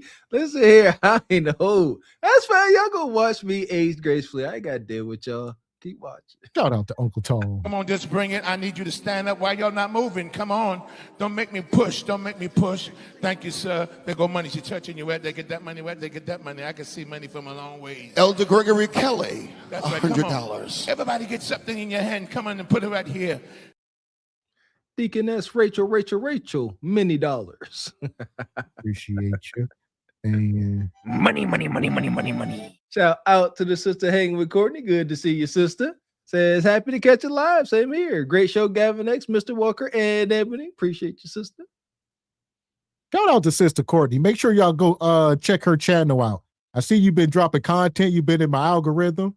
All right, she over there fasting and juicing and all type of stuff. Go check her out. Hit the email. We got to get you up on the Regal Rumble sometime. There you go. Whoa, shout out. There you go. Get a little hanging with Courtney segment. There we go. Got to walk how you talk it. Yeah, I love that. Salute to you, sister. Yeah, go check her channel out. If y'all have not, somebody drop her link. She over there cooking up. Get it. Appreciate you, Rachel.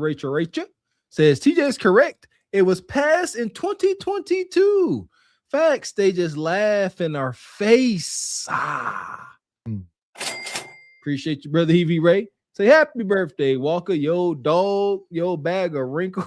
Yo, dog bag. All I know, all the insults. Appreciate you, Evie. That's why I keep watching. I'm look like this at 50, 60, 70.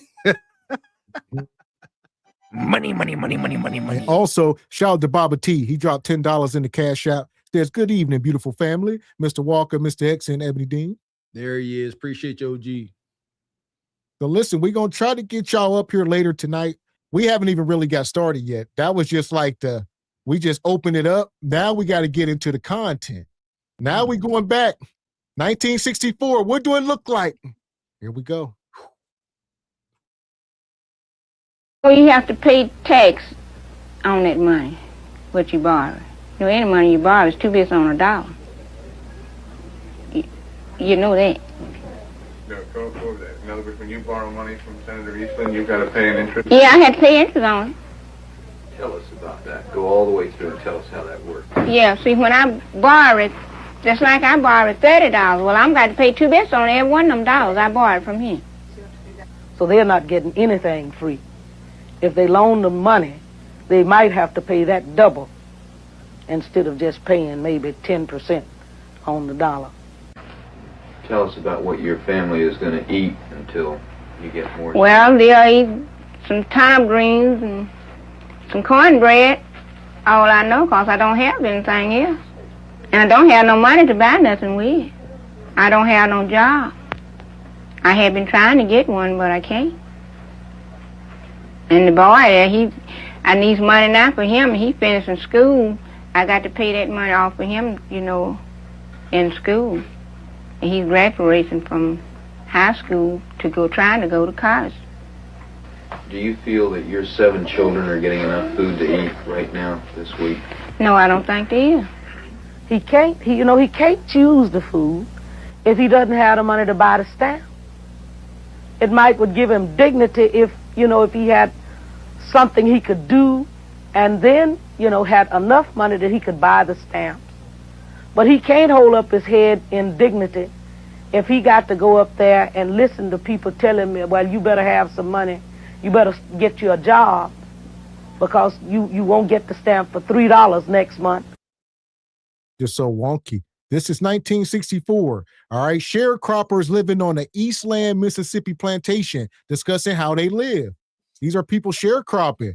So they say they paying 2 bits on the dollar, all that. So, all right, I need to borrow, $60. Or $30, you might owe them back 60. You might owe them back 90.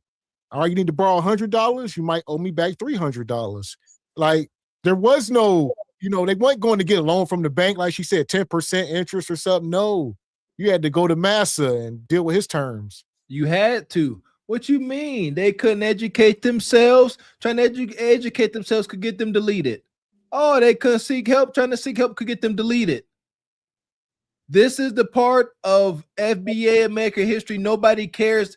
This ain't just willful ignorance on our part. Absolutely the freak not. We are trying. They kept keeping us down. They would not give us a freaking fair shake. I hate seeing this stuff. I hate seeing these images. But like you said, everything, it shows how far we have come in spite of all of these wild, ungodly obstacles. Here we stand today. Blessings to these sisters.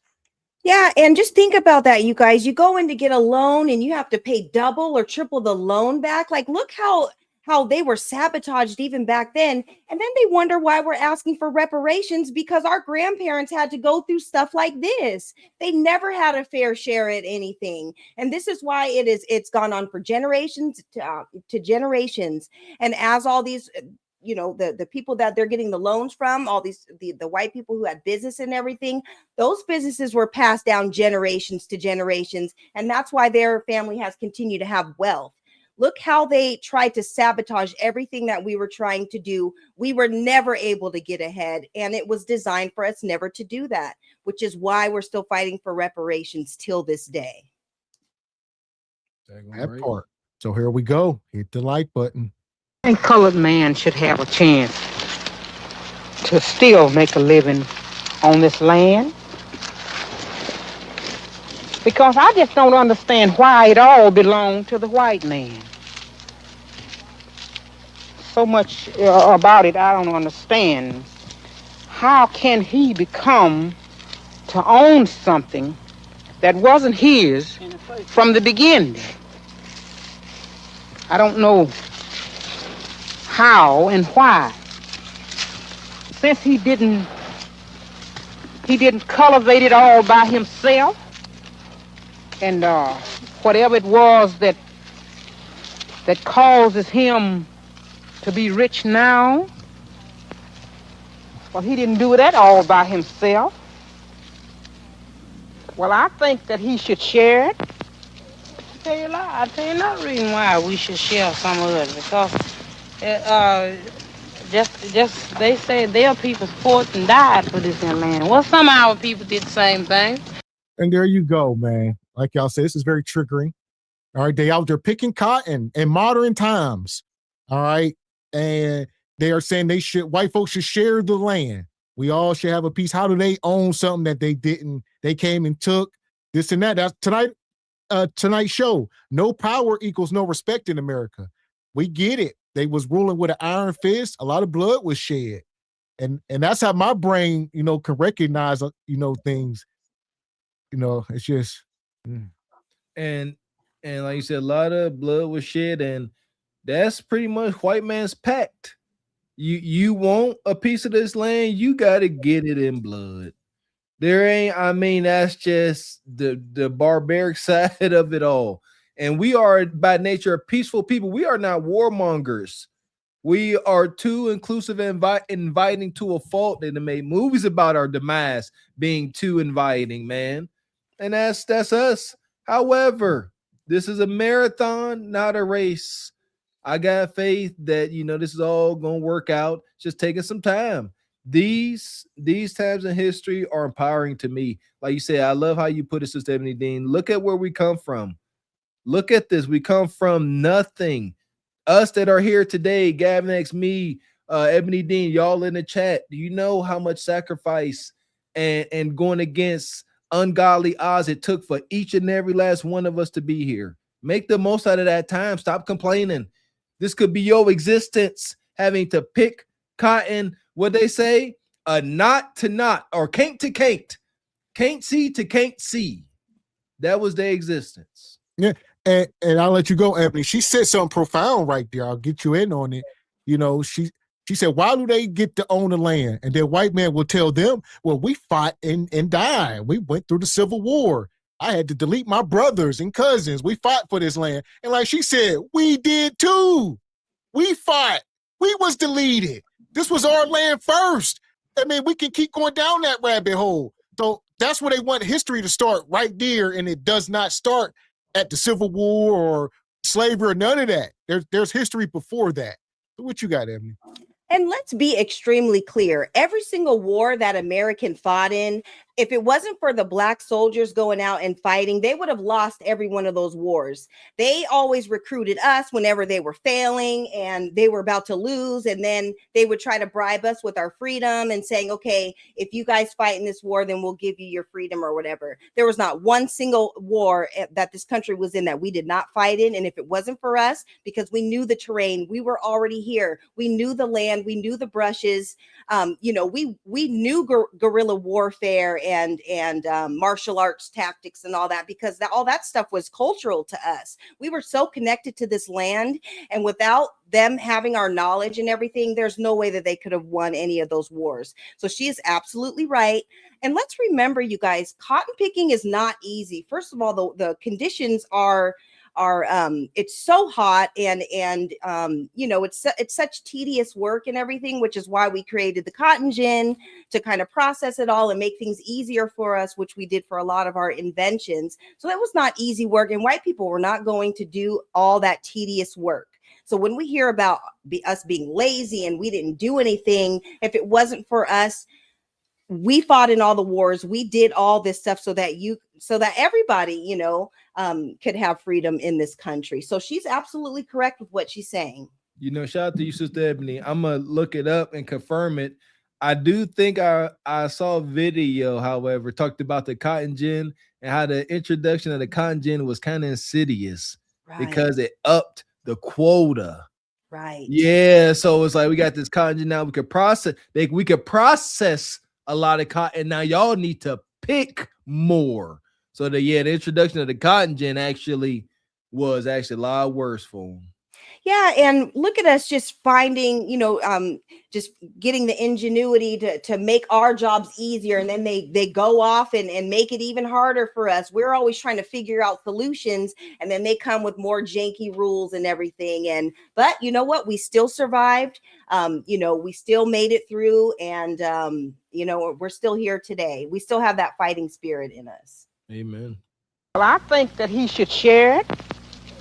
tell you a lie. I tell you another reason why we should share some of it, because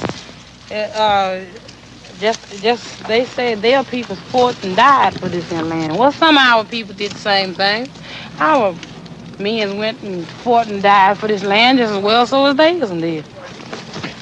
Once upon a time, there wasn't no machinery, and Negroes went into these lands, into these say woods and bayous, and they cleared away all these places.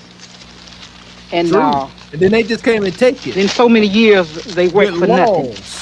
Simply nothing. And the rich man, white man, he gotten rich.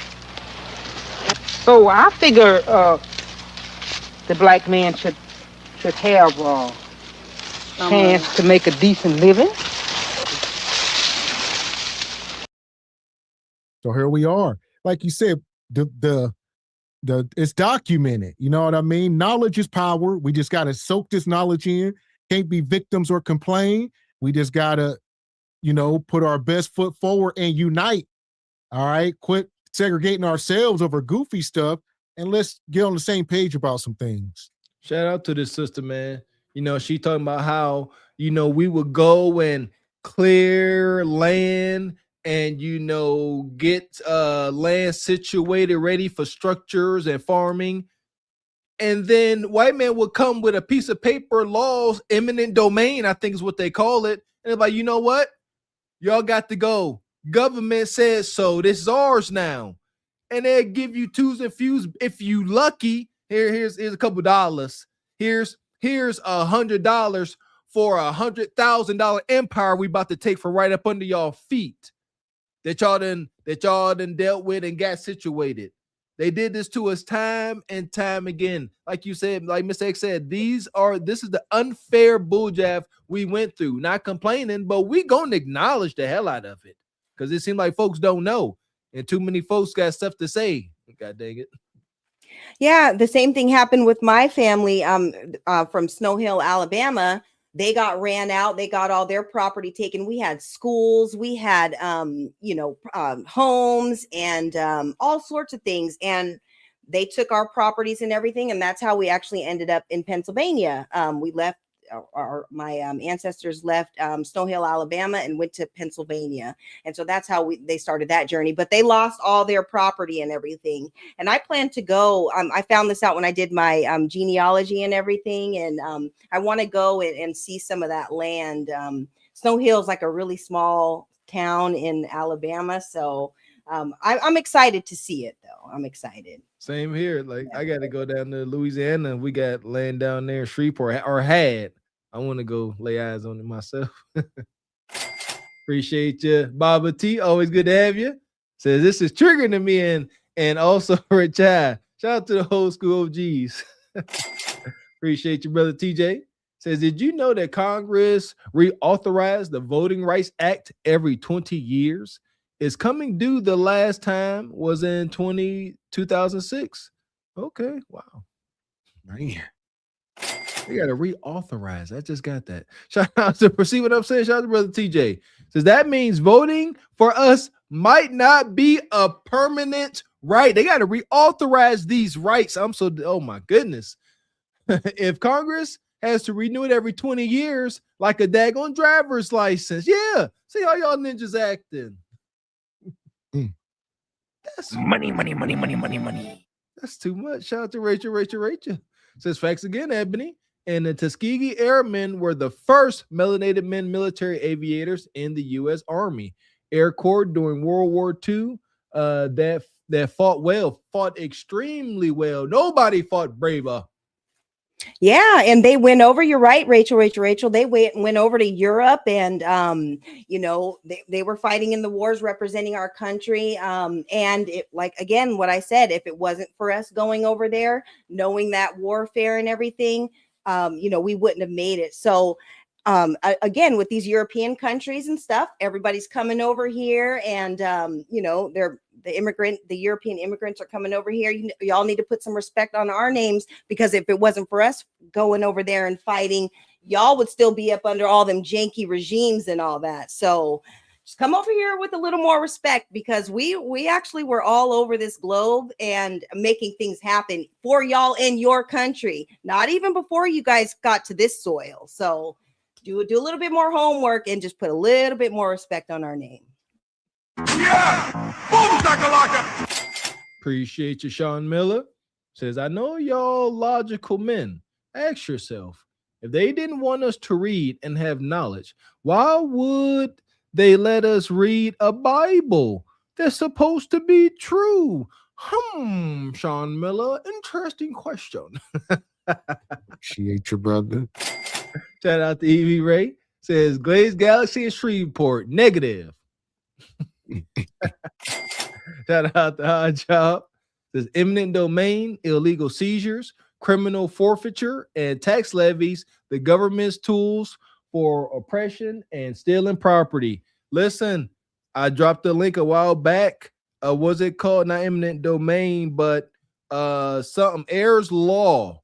Ayers Law is how they got a lot of our land. We could not go to a courthouse and write up wills and trusts out of fear of being deleted. So they would just say, you know what? This your land. And guess what? Your land get passed down to all your descendants. And it's FUBAR. Because right now today, there's probably a group of 10,000 people that own little plots in Alabama, Tennessee, and they don't know nothing about it because of these laws and things. Shout out, Job. Yeah, and let's not forget how, a lot of the white people, that's why you see a lot of white people that they call themselves Native Americans nowadays or whatever, because they paid $5 to get on those dolls rolls and to be included into the different tribes. So that's another thing. They were paying to get this stuff and just taking it from right under people, not only just us, but also the Native Americans too. So there was just a whole lot of janky stuff going on. And this is all the more reasons why we're fighting the way that we're fighting today, for our reparations. Talking about the $5 Indians. Yeah. Shout out to Sean Miller. Says we need to put that in our philosophy. Okay. I ain't listening here. I gotta look that up. What is that? Is that a food? So here we go. If you're just coming in, hit the like button. Cotton. When Eli Whitney invented the cotton gin in 1793, that led to the enslavement of millions of more people than would have been the case had he not invented that devilish machine. C. Ebony? That thing, the cotton gin, could do the work of 10 enslaved people, which meant you could plant a whole lot more cotton. But you needed enslaved people to pick it.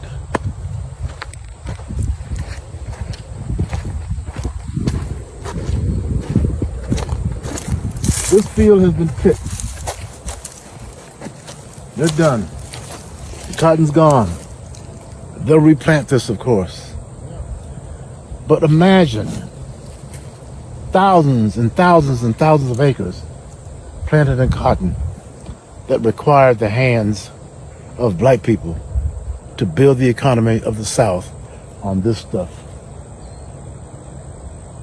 I blame Eli Whitney and that damn cotton machine for the breakup of black families, because once enslavers realized they could sell off their slaves, enslaved people, and make a great deal of money, they just started breaking up families because of the demand. Because of the demand for more enslaved people that was based upon the cotton gin. This is not an easy plant to work with. Cotton has thorns on it. Very, very rough plant to work with. And my grandmother told me that people who picked cotton had to have mittens and gloves on. And you could tell that they worked in cotton because their hands would be all punched up with holes from picking cotton. But it made the South rich, and it led to the South. But it made the South rich, and it led to the Civil War. That stuff right there.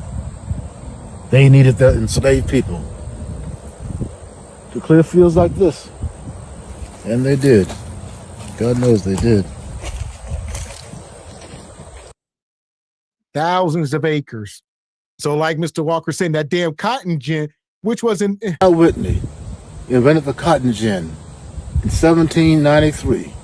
So there you go, 1793.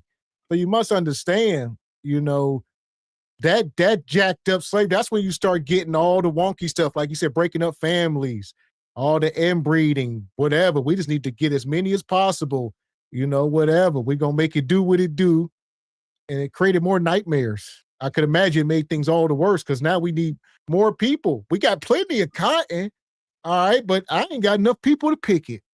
Now we got to create, you know, bucks, Mandingo farms, or like you said, getting real wicked and incest, wicked behavior. Listen here, I couldn't have been around that time. As I'm sitting there watching this OG walk through these cotton fields, I'm just thinking, I'm sitting there in my mind, I'm like, soon as overseer come over here on that horse, we're gonna snatch him down and we're gonna do him, and we going into these woods. We got to go. Ain't no way. I could never be, what's his name? Who did he play? I could never be that ninja. I could never be no slaver. I could never. No, you got to go. They'd have been and got me up out of there. I ain't picking nobody's cotton.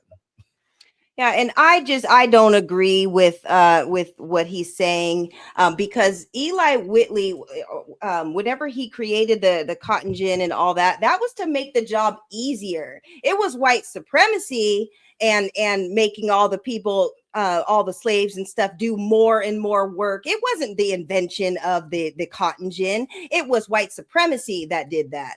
And so I don't agree with what he's saying. White supremacy is what broke up families in different, different eras of during the time periods or whatever. So it was not the inventions. The inventions were supposed to make things better. They're the ones who mess it up, like they do everything else, by making things harder for everybody. So it was not that. It's white supremacy. It always goes back to that, family, always. I agree. Shout out to Jay So Tillman. greed, like you said, greed and money, and because they could have kept producing, they said we can get more and more and more. And it, like you said, a lot of greed at whose expense? We just need more black folks. And it was, none of this was made. See what I mean? This was not made to help us help you. The invention of the cotton gin was like, all right, let's back off of this back-breaking manual labor and let's start to get a better quality of living. Absolutely not. We can make more back-breaking labor. More babies need produced. Evil. Can we not acknowledge, like what this brother said? The South got rich off of black hands and black blood. Is there, do we not have any humility? Is there not a cost for that? Huh? Every other daggone culture is told to remember their struggles. Remember when they were, prisoners of war. Remember when they were in torment camps. All that. But us, well, we supposed to freaking forget. Y'all walking on the land we cultivated, and we supposed to forget. Yeah, and they've also all been compensated. All the janky things that went on, like with the Japanese and the internment camps and everything else, they were all compensated. We were the only ones who are not. We put in the most work, and this went on for hundreds and hundreds of years, and we've never gotten compensated. And all the little janky things that they tried to put together and walking around us, and then including backdooring other people into what was supposed to be for us, for all of the work that we put in, is like a slap in the face. That's why it's great to highlight this stuff, and so that we can remember. And if anybody wants to come up and say reparations and having a problem with our reparations because we were not actually there at the time, but our ancestors were there, just like all these businesses that were started with slavery money, all these banks, all these businesses, and all this stuff was built off the backs of us, and that has been passed down from generation to generation. That is why we are owed, because our ancestors put in the work, and generations later is where we are today, and we'll continue to keep fighting until we receive our reparations. Amen. There we go. So we ain't done. Hit the like button. Is this what they used to look like when you had to pick them? Yeah, and I used to have to walk behind my mama, and she would have the backpack on her back. Hold on, you would have to walk behind my mama, And she would have the bag on her back, and I would pick the cotton and put it in her back, in the pack on her back. That is crazy. Why? That was the way of life, of the way that we lived, the way we had to get our money. But it was so close to, I mean, I know you weren't in slavery, but it's just so close to that. Uh-huh. You never felt that way? Never felt that way. I never knew what it meant to be that way because I wasn't taught about that. Exactly. They didn't talk about it. So you just was doing it to help make money? Doing it to help my mama put enough cotton in the bag to be weighed to get paid. How much were y'all picking? I had no idea. They just told me to pick Cookie, put it in the bag, put it in the bag, pick the cotton, put it in the bag, and that's what I did. And who was y'all picking for? I wouldn't know the plantation owner's name. All I was doing was help my mother and her mother pick the cotton and put it in the bag. This was in Butler? Butler, Georgia. Is this how it used to be set up when you were doing it? Well, people would be in the row and with the cotton, the bag on their back, and everybody would go down and pick the cotton off of the cotton. And like you say, we talking crop sharing now. So we got out of slavery. We know about Jim Crow. We've been learning tonight about crop sharing and all this stuff, and that's where a lot of people were. It's glorified slavery. I mean, we ain't going to sit here and dance around it. It's what it was. So, and I think this woman said she's like 75. So when she was a kid, back in the 50s and, crop sharing was still around in the South. And yeah, she was a small kid helping her mom and grandma pick cotton. You got hands. Anybody can put cotton in this bag. I mean, hey, how old you gotta be? 4 or 5? What else you about to be doing? Ain't no Legos to play with. Ain't no video games. This is it. This is the order of the day. Yeah, respect to the sister here. And I'm guilty of saying, oh, it couldn't be me. But she touched on something. When it's all you know from birth to now, when that's all you know, that's all you know. You don't know that you are a crop sharer. You don't know that you live in a subpar existence. It's because it's all you know. There's nothing to compare it to. Shout out to the sister, but that's the trap for all of those. Like I said, I've been guilty. Said, oh, it couldn't have been me. What's wrong with them? It's the mental side of it. They had nothing else to compare their life to. One, no movies. One, no social media. They couldn't see they cousins in that moved up north, to the steel mills and that. They couldn't see how they was living to get an idea how they were living. It was what it was. Yeah, and you guys see how close to slavery we are. We're talking about someone who's 75 here, who was helping her parents and grandparents in the fields. That's not so far removed. So when they talk about slavery and everything, because my great grandmother was alive when Harriet Tubman was alive, that's just a couple generations removed. And all the stuff, we didn't even get our freedom and stuff till the 60s and all that. That was just 60 years ago. It's not that far away, So when we're talking about the things that we're talking about, these are our grandparents and our great grandparents who had to discover this. It's not like it's hundreds and hundreds and hundreds of years ago. It's a lot closer than people realize. There we go. Appreciate you, OG Richai. Says, man, I was so triggered. I did not hit the like button until now. We feel you, OG. So hit the like button. Make sure you're hitting the like button and subscribe to the channel. Appreciate you, brother Frederick Howard. Good to see you. Says melanated people were not considered 100% human. That's the main problem. It's in the Constitution. Is that do that got a reauthorization period too? They got to reauthorize that we almost human. Appreciate you, Count Dracula. Says there was a slave Bible made before melanated people, different from white. It made sure passages reinforced obey their masters to slaves. There you go. Somebody asks about it. There's your answer. This is documented and acknowledged. We were giving what is considered by historians the slave Bible. And there wasn't nothing in there that was going to make melanated folks say, wait a minute, we're being mistreated. Instead, they were reading passages that said, as long as your master whip you and you wake up in the morning, it's all right. As long as he don't whip you to deletion, it's all good. This is what they was reading. Right.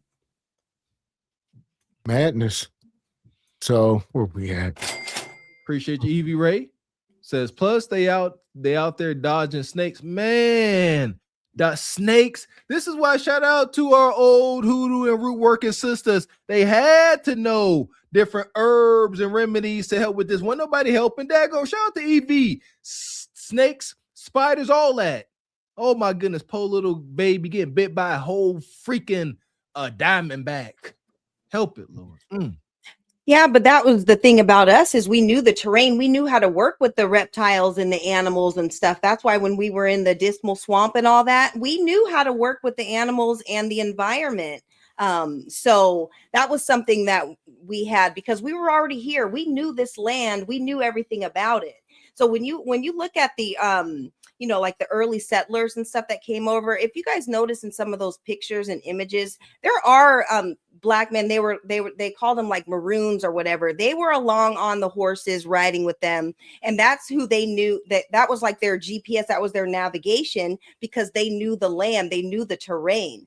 So when they talk about we were not here, we were already here, and we were showing everybody the way and showing everybody the land. So look into it. Yep, there we go.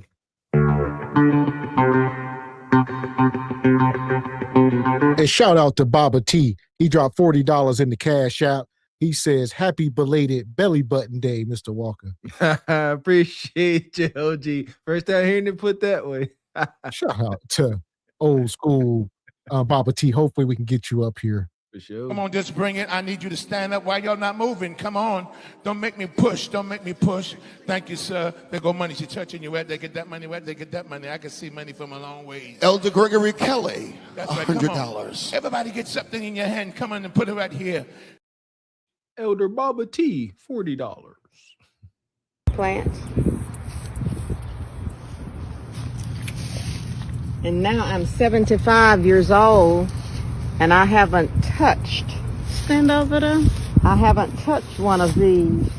But then it used to prick your fingers? I didn't think about that. I just thought it was so pretty and so small and so soft. I didn't think about that. I was just doing what I was told. Did y'all ever talk about it later when you got older? No, never. Never talked about it. I don't know whether it was a good memory for her or a bad memory, but we never talked about me going behind her in those fields, helping her put that cotton in those bags. Because, see, they were doing it as a livelihood, to make money. And what's your name? My name is Samaria Bailey. And where are you from? I'm from Macon, Georgia. And when were you born? 1947. June 29, 1947. So there we go. Shout out to Grandma here.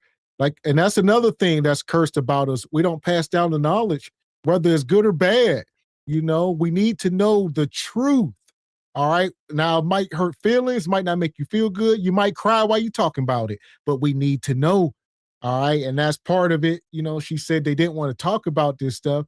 Even they didn't tell her. She said, I didn't know, what was going on. I was just picking cotton. They didn't tell me anything. We didn't talk about this stuff. Nothing was discussed. We just went along.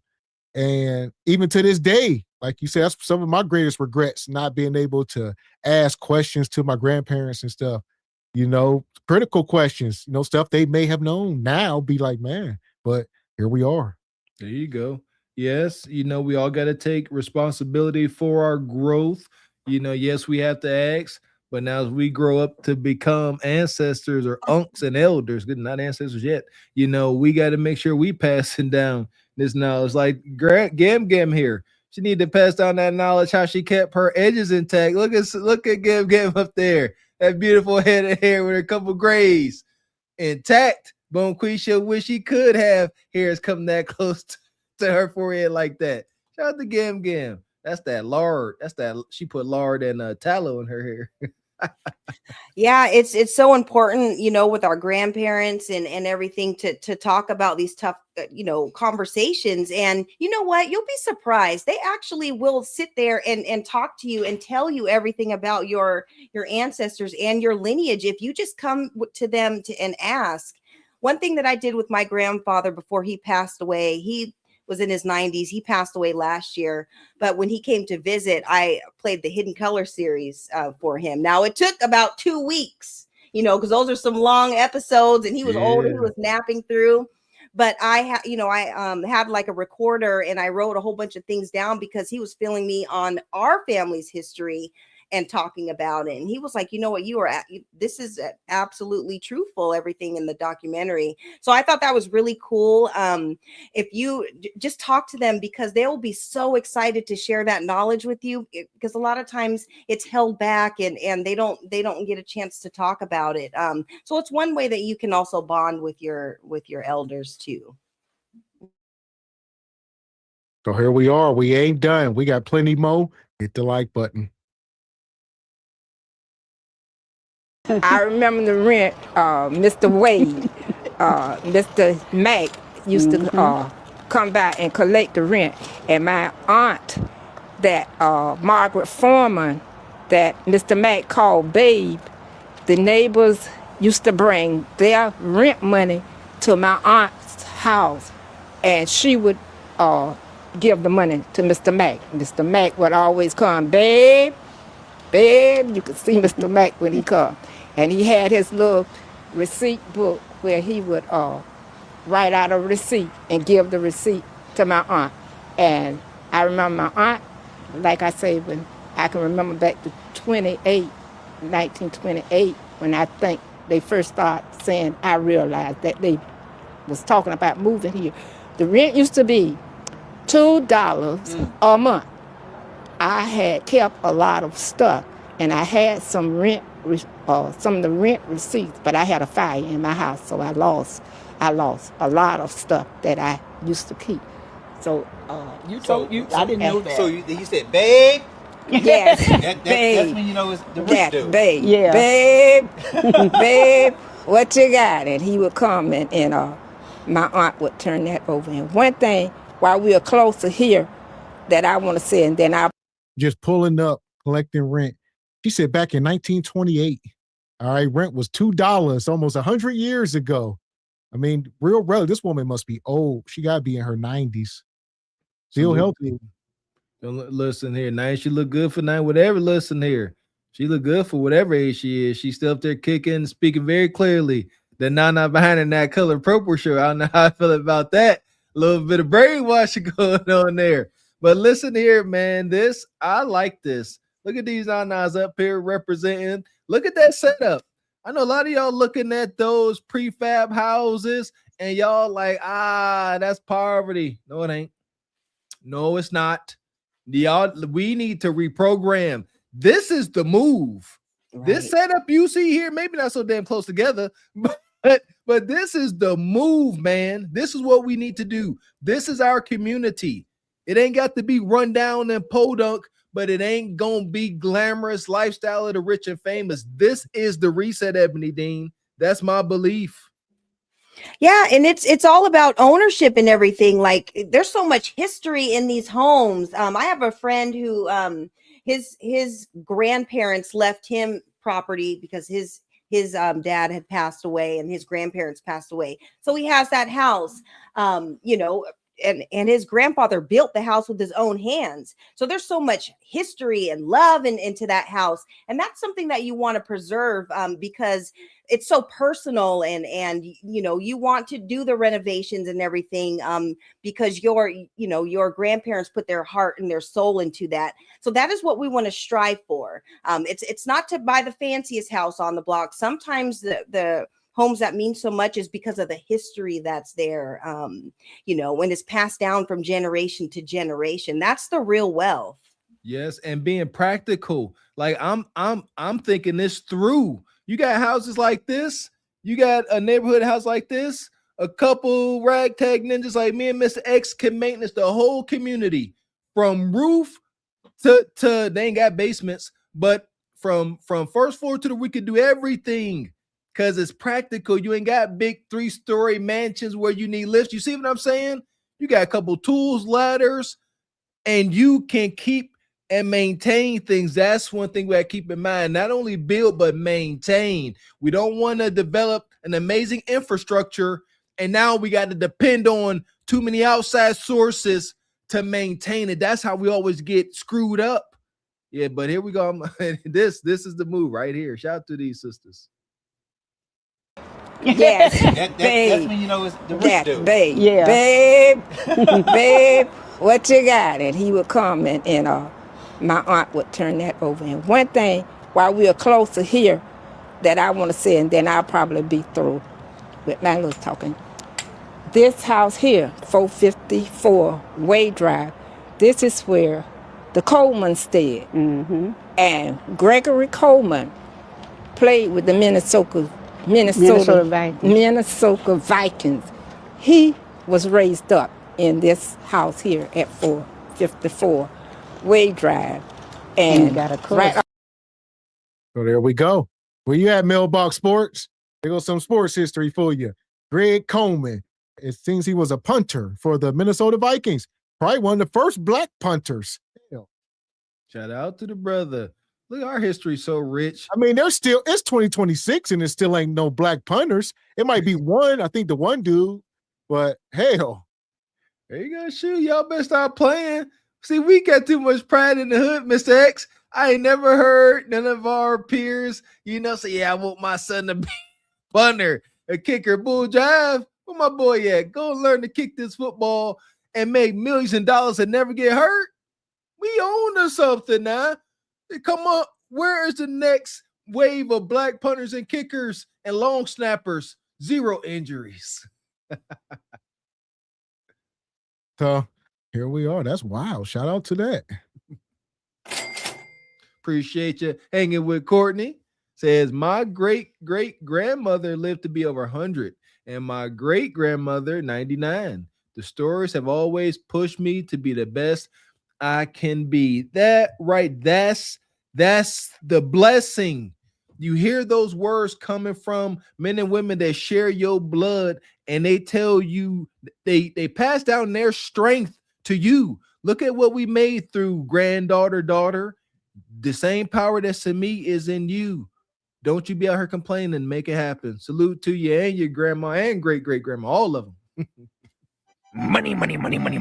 Shout out to the knock-knee tyrant G Honda at the Stillmatic Network. Says Ebony Dean, one of the main reasons why reparations is out of reach, here you go, is because the loopholes in due process. Fifth Amendment, that was why white people was able to steal our inventions and destroy Black Wall Street. Yeah, I mean, G Honda, I have to respectfully disagree. You said the same things about my Seahawks not winning the Super Bowl, and they won. So we'll continue to fight the good fight, and we're already in the process of making all that stuff happen, and we're going to get around it, because one thing to remember, this country is never going to be great until they right all the wrongs of the past, and they have to make that happen. There's just no way of getting around it. No tangibles, no reparations, no vote. And that's just where we are with it. And enough of us are on code to make something happen. So shout out to you, Jihan. In other words, Jihan, she's saying, shut your BA up. There you go. So, and there you go. You've been wrong about enough, G Honda. So you ain't the messenger. You are a bad source of information at this point. You always wrong. I can't wait till next Heartbreak Theater. We're gonna continue to show just how wrong you are. And Gihanna, go ahead. I was gonna say, Gihanna, when we do get our reparations, you can forward your check to me, since you were all in disbelief. And we can split it I'll split it amongst the guys. We'll take your part of it, since you didn't believe. I needs that. Money. Appreciate your hard job. Says the history of one's people must be told, and the trauma must be confronted to make a resolve. that can be formed and tangible to be greater and fight for our honor and rights. I like that. Poetic. Shout out to Odd Job. Appreciate you, OG Richard. Says Mr. Walker, that is a community, right, man? Richard, y'all don't get it. That's all I see. This is it right here. This is our reset. It ain't in Bankhead ATL. Sorry, not freaking sorry. That's not it. This is it. Community gardens. Y'all ain't trying to hear me. Appreciate you, Richard. Says Mr. Walker, Reggie Roby was a punter for the Miami Dolphins for 10 seasons, 1983 to 1992. Shout out to Richard. Mailbox, did you know this? So here we go. If you're just coming in, hit the like button.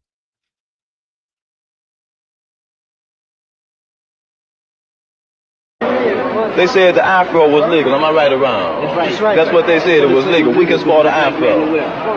All right. This man, there's a lot of brothers here. This man here's got an afro. This is an afro right here.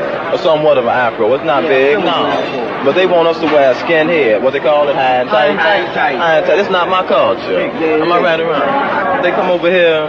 They get, all right, a Vietnamese girl. She called me a nigger. A nigga, Vietnamese girl. I know it's not part of their language. Can't nobody tell me that's part of their language. But I'm gonna go over here. The beast, you know that. See, we go over here, we fight. Okay, we fight to defend the water we drink, the land we grow our food on, and our way of culture. We also fight to protect Rockefeller's foundations. We fight to protect J.P. Kennedy's foundation. All these different kind of foundations that the black man can't partake of, you understand? And then we go back, we're continuously harassed. It's not necessary. This ain't what we heard, this is what we know. See, we've seen it from the bird's eye point of view. We are the people here now, see. We see it now. This ain't what we heard, you know. I know y'all haven't been out in the Ville. Now, just like you said, these Oriental people don't know how to where the word nigga came from or nothing. They have to learn how to speak it. You go out there in that Ville. The first time I come over here, I goes out in the Ville, I falls into one of these places, and I'm thrown out because I'm black, you know? Because I'm black. They don't like us. They say we start trouble. Now who done put this stuff in their mind? You know what I mean? The beasts came over here and brainwashed these people. We get out here and try to do our thing, and they wants to downrate us. Right on. Because we're black. Because the beasts came over here and told them that we ain't nothing but trouble. Right. Because we got a strong rapper and they scared we're going to take the women away. Right. Well, wait a minute. Let me tell you something about down south. Let's say down here in July this year right here. When the so-called the beast, this is what we call them because they act savage and barbarous like animals. Is that Baba T? Baba T, is this you? I'm convinced like Baba T and Richard Media is in this coalition. So these brothers here was in the military back in the 70s fighting in Vietnam. Our brothers was black and proud back then, all right? But they was joining the service. You know, a lot of this stuff was drafting and stuff was still going on. They ain't have many options, but like he said, they over in a whole nother country back then, and the Korean women don't even speak English, but they calling them ninjas. Where they learn this from? The beast. That's what they call white man, and the beast done taught them. The beast done came over here and taught these folks. He said, we going into bars and establishments, and they just kick us out because we black. Where they learn this at? Do you want to know why? How we know for sure that it was the white beast of America that was driving the bus over his own soldier? My gosh. Because there's documented history that when we was in them jungles fighting for a land that hated us, while we were in those jungles fighting and dying for a land that hated us, a lot of the Viet Cong, when they would see us, that black skin, a lot of them would drop their weapons and bow down. Because the ones that weren't tainted by the wicked words of the beast identified that dark skin as a god. And so a lot of they don't talk about this. They used us for that. We on the front lines, and they would say, whoa, they thought God had came back with this dark skin. And they were scared, and they would bow down and drop their weapons a lot of times. But they don't talk about this side of history, but whatever. Yeah, and you know what? They went over there and showed them what it really was. You know, they were teaching them how to fly planes and how to work with different weapons and how to survive and we went over there to help. But let's be clear, that guy with the glasses on, I know he's from the Bay, and I know he went over there with all that Bay Area game and was talking to them women and macking them down and all that. I mean, our brothers are smooth. This is why our brothers can go to anywhere in the whole world and they are loved on. Why? Because they were already doing it back then, going and helping the the different countries, and they just have that charisma. They just have that ism. It's just in them. So they were able to set the bar straight. And one of the reasons why there was that propaganda and everything is because the white people, they knew our greatness. They knew that we knew how to be able to teach other people in the wars and everything. And so they tried to do whatever they could to hate on us. But again, with our charisma and with our knowledge and with us being who we are, there's no stopping us, and we can go anywhere in the world, and regardless of whatever you think or you see on TV, we're going to set the record straight because we are great people. And I would say we got to call it what it is. He talking about the beast. It was, 9 times out of 10, it was their fellow soldiers. Like you said, these are the original passport bros right here. They was getting the ladies, but way back then, white man was the one going over there marrying Asian women and stuff, and they was dirty macking on the black soldiers. Like, yeah, you don't want to date them. Them are ninjas. They are beneath us. Don't talk to them. If they come in these bars, kick them out. They are second class, because they didn't want the Mandingo soldiers to take all the women. The white man like, no, we got to, keep the women for ourselves and say bad things about the black soldiers. Can't compete. Life is about relationships. And like you pointed out, Sister Emily Dean, when we got rhythm in our spine, we know how to relate.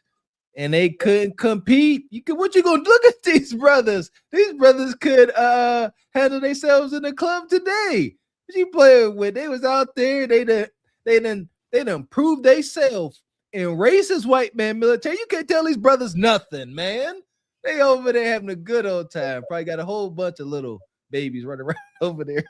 Yeah, and another thing is the white people, they're afraid of genetic annihilation because they know if a black man goes over and has a baby, that's going to continue making more black babies. And it's the melanin. That's what they're afraid of. It's the melanin because it's dominant. And whenever, if you have a child with a black person or whatever, that child is going to be black. And that's why they're going, their numbers are low and everything.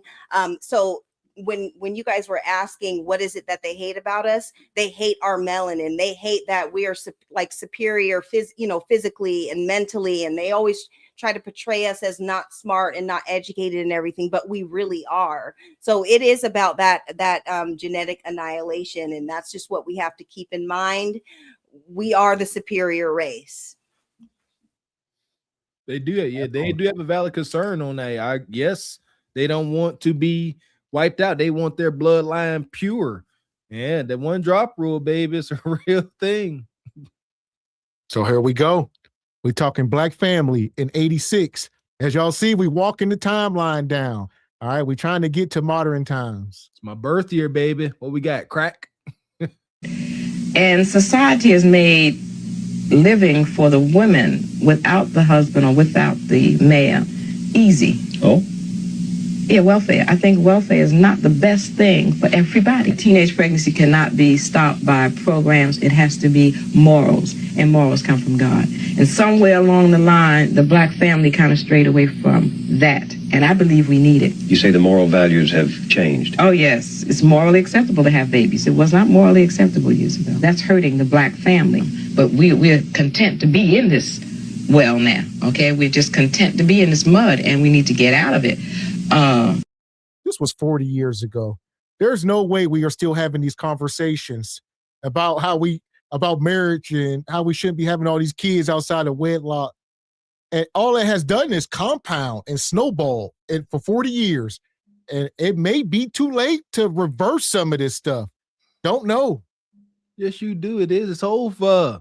It's over. That's why we keep saying it. It's over. This life for us has got to evolve. don't know what it looks like. I keep saying I truly believe we are headed towards a dystopian lifestyle where there is no connection amongst anybody outside of technology. That's my fear. That's what it looks like. They just separating everybody.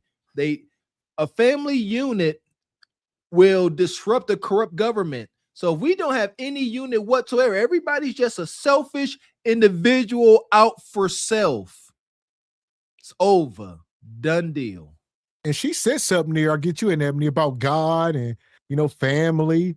Right now, a lot of folks ain't fearing God. A lot of Bonquisha Nug Nug and Pooh Shiesties and all this craziness going on. There is no real fear.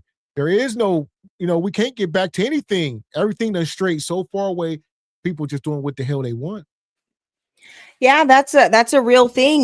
We have women who are trying to lead, and the men are separated and everything. But that just it even goes back to just slavery, you guys. And when we talk about all of the foul things that went on, and we were having babies out of wedlock, we were having the master's babies, and we were having the babies of our own family members because they were mass breeding us and everything. And so that's something that went on. And we talk about welfare and how it split up the family.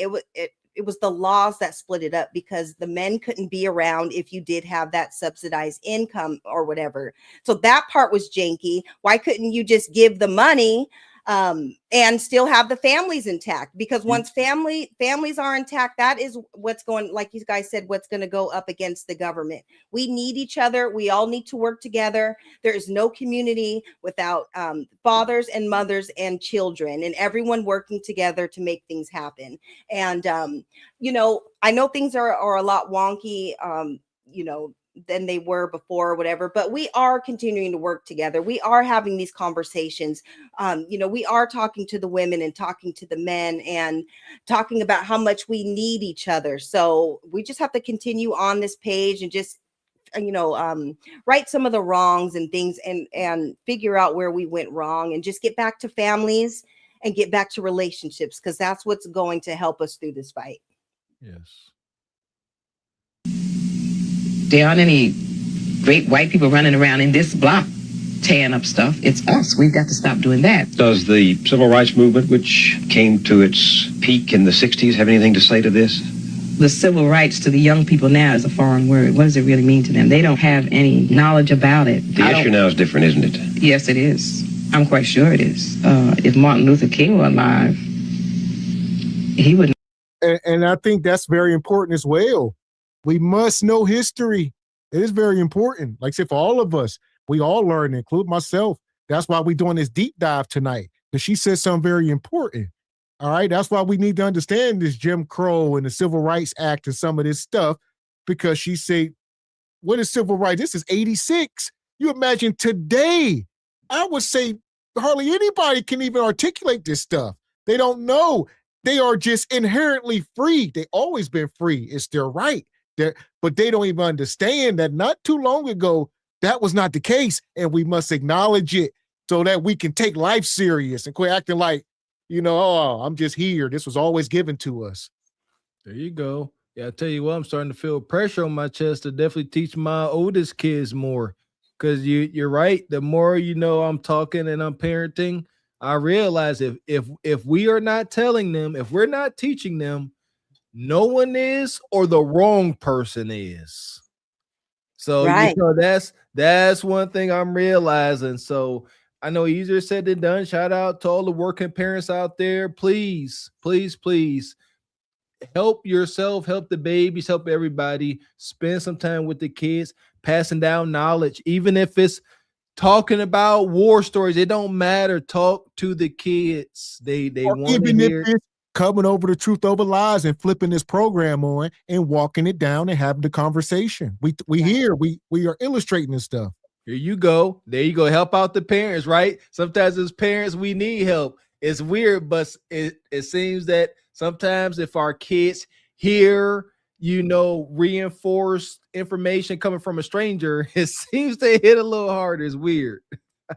Yeah, and you guys are actually helping me, get a little bit of clout with my son because he's like, oh, he'll listen to me. He acts like he doesn't listen to me, but if he hears me say something on the show or something, then all of a sudden, like he's like, okay, mom is cool because she can say it on the show. And I'm just like, okay, well, whatever works, whatever. Yeah, see, because they don't believe you, Ebony. Yeah. Like, oh, I'm just talking mess. Right. So, because now, like, if he's talking on the phone with his friends and they need advice about something, he's like, Mom, talk to this person or talk to that person. And I'm like, oh, okay, but I thought you didn't listen to me, but I'll take it however I can get it. But you guys see 1986, you see how not far away that was removed from the civil rights acts and stuff being passed. That's less than 20 years. And look how she's talking. She's talking like it happened in the early 1900s. That's so far removed. So it is up to us to teach our kids because they're not going to learn it in school. A lot of things that were passed down to our ancestors was all oral traditions. We didn't have books and stuff back then. We just talked and told stories. That's how a lot of the things got passed down, and that's how a lot of our culture got preserved. So it's up to us. We can't rely on anybody else. It's up for us to build our kids' self-esteem and for them to protect them when they go out in the world. No, you're more than a slave. I don't want you to just go out in the world letting other people tell you who you are. No, I want you to know who you are. I want you to know the spirit that you have that lives in you will allow you to be whatever and do whatever you want because it's in you. So that's the kind of stuff we need to teach our kids, because if you don't know where you're from, you don't know where you're going. Knowledge of self. If we don't tell our kids who they are, somebody's going to lie to them. That part. Like we say, use these videos and walk it down slow. Y'all got the ability to watch this stuff back. Right now, we're doing a live stream. This is fast paced. We're giving it to y'all, but y'all can sit back and actually pause it and do some research and Google stuff because we ain't got all the answers, but we're leading the way. Amen. We're doing it, baby. We're building that, so you're flying it, keeping the fight alive. Yeah. And, she may not have had much, in 86 when this was filmed, but she definitely had that moisture for that Jerry curl because the Jerry curl was popping back then. So shout out to her for keeping it more. Could touch her scalp. I'll be talking about the things I think he was talking about, labor and all that. I think he'd be talking about the black family. And you're worried about the survival of the black family. You think it's precarious? I guess it's going to be an endangered species. The great source of American concern about the family during the early 1960s involved the black family. Daniel Patrick Moynihan had a report issued that described the state of the black family. And the picture that he drew frightened many Americans. It showed that upwards of 20% of black families had only one parent. It would keep poorer black Americans from participating in the mainstream of American life despite civil rights laws. And then when the riot broke out in Watts, later in 1965, suddenly everyone had their explanation for why the riot had took place. That it was somehow the breakdown in black family patterns that was the problem. And therefore, if we were going to stop riots in the future, we had to develop a whole battery of anti-poverty programs that would be aimed at trying to restore and reinforce poor families. And that battery of social programs became Lyndon Johnson's Great Society. After all, the overwhelming majority of black families in the early and mid-1960s had two parents. Most families were stable. Most children were growing up in two-parent homes.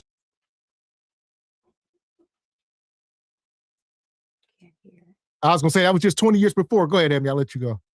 Yeah, and what he's saying, you guys, just isn't true because it wasn't the breakdown of families why people were rioting. It's because they lied to us and said that they were going to give us rights and didn't do it. That's why we were rioting and tearing up all over this country. So yeah, I'm gonna do some more research on this guy, but that is not the reason why we were doing what we were doing. It was because y'all lied. You guys reneged and said that you guys were going to give us our give us our rights and everything, and you didn't do it. It wasn't because the families were out of tact. And he spoke something on the Moynihan report. I want to let this play again. American concern about the family during the early 1960s involved the black family. Daniel Patrick Moynihan had a report issued that described the state of the black family. And the picture that he drew frightened many Americans. It showed that upwards of 20% of black families had only one parent. It would keep poorer black Americans. Upwards of 20% of black families only had one parent. What does that mean? Well, you didn't even say two parents? See, one parent. No, it's single mom households. He's talking about single mom households. They got one parent. The father is not there. So upwards of 20% only got one black parent. I'm trying to get the context. Percent of black families had upwards of 20% of black families had only one parent. It would keep poorer black Americans from participating in the mainstream. Epidemic. This is the beginning. Okay, so that was, we thinking like now when it's like 70, 80 is a high number. I guess back then that was a high number, no? Yes, Over 20% is staggering. 20% now at where it's at now. It's really, it should be unfathomable. Like where we are at today. Anything like what is it like? What's the tipping point? And it like 30-some%. We at like 50%. Where are we at now? Is it more? It's higher than 50. Well, a lot of, like you said, it's across the board. We just happen to be in last place because, like I said, ain't about to be the all place, but all numbers are down. It's just ours are down the most. I want to say what 27% of melanated women are married and 31% of men. So it's low on both ends. We could just call it 30%. You know, it just is what it is. Yeah, and I talked about the Moynihan and the report that he did, and that's when they came up with the benign neglect policy. And the benign neglect policy was created. They had a meeting or whatever, and they were trying to figure out, like I said before, why people were turning up, why the riots had broke out and everything. It was because you guys did not give us our rights. And so I didn't have anything to do with that. I'm pretty sure, but I'm going to do my research because it was all about, that's how they came up with the benign neglect policy. It was to talk around us and to never do anything exactly for us. So I'm going to look this up, but I'm pretty sure that it was about the benign neglect policy, not so much. Look that up. Yeah, not so much that. Okay. So here we go. Yeah, we're going to have to do some research on that guy. I don't know about that colonizer, but let me get these super chats and we're going to get back into it. They say look like Abraham Lincoln. Shout out to Postman. Appreciate you. Says, yes, Marquette King was the most recent kicker punter for the Raiders. Shout out to Postman, Mailbox Sports. Yeah, I think he played for the Steelers too for a while. Could be wrong. Okay. But black punter.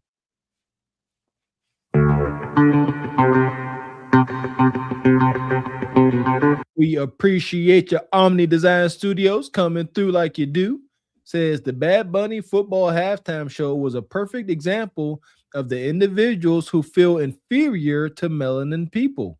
We have rhythm, culture, we are united, and we know how to dance. It's not surprising why the non-melanated people don't like us. No rhythm in the spine.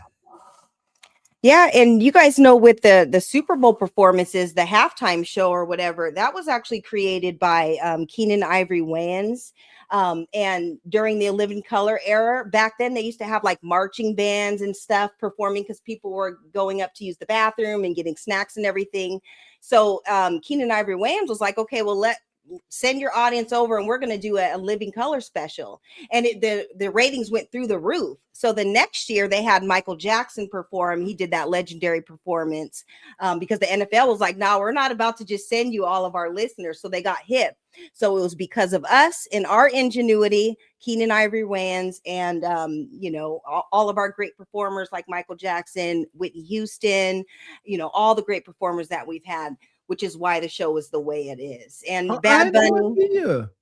Yeah. So that is history. That's foundational Black American history right there. I had no idea. Shout out to the Wayans family. They now see, you want to know, everybody poke fun about the Wayans family, got their hands in everything.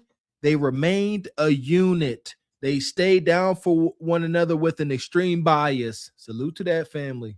And they put Jim Carrey on. Remember, he got put on with them too. One of the greatest actors of our time. Amen. Yes. So there we go. And we got Jennifer Lopez, one of the greatest 304s of our time. I mean, so much greatness. That's facts. One of the greatest. She got all the rings. So we appreciate you, Omni, coming through like you do.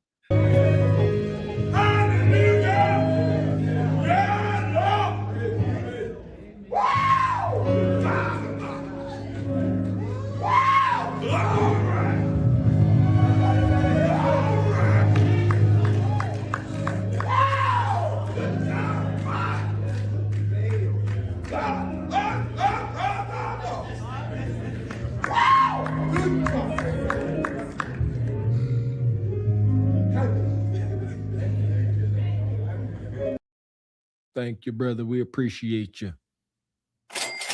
Appreciate you, Sasha, becoming a YouTube member. Thank you, Sister Sasha. Appreciate that. Shout out to Rachel. Says show on NBC called Julia on 1968 to 1971. Sitcom starring Diane Carroll as Julia Baker. A single B nurse and mother started to glorify single mothers. Wow. Back in the 60s. That's crazy. Appreciate you, brother TJ at Through the Fire Podcast. Says Patrick Monahan report. I did a whole doctoral paper on this. I can speak to this and the data in it if you want me to. Yeah, I think we're going to drop the link, brother TJ. Mm-hmm. Yeah, so we will be dropping the link here in a few. You're definitely welcome to come up. Shout out to brother TJ. So here we go. We're going to keep it moving. I'm going to pull this up. All right, this is an old Muhammad Ali clip. Fair use. I'm going to try to play it. Let's see what we got. Get him. I always wondered when I went to church on Sundays. I've always been one to, I'm not just a boxer. I do a lot of reading, a lot of studying. I ask questions. I travel these countries. I watch how people live, and I learn. And I always ask my mother, I said, Mother, how come is everything white? I said, why is Jesus white with blonde hair and blue eyes? Why is the Lord's Supper all white men? Angels are white, Pope and Mary and even the angels. I said, Mother, when we die, do we go to heaven? She said, naturally we go to heaven. I said, well, what happened to all the black angels when they took the pictures?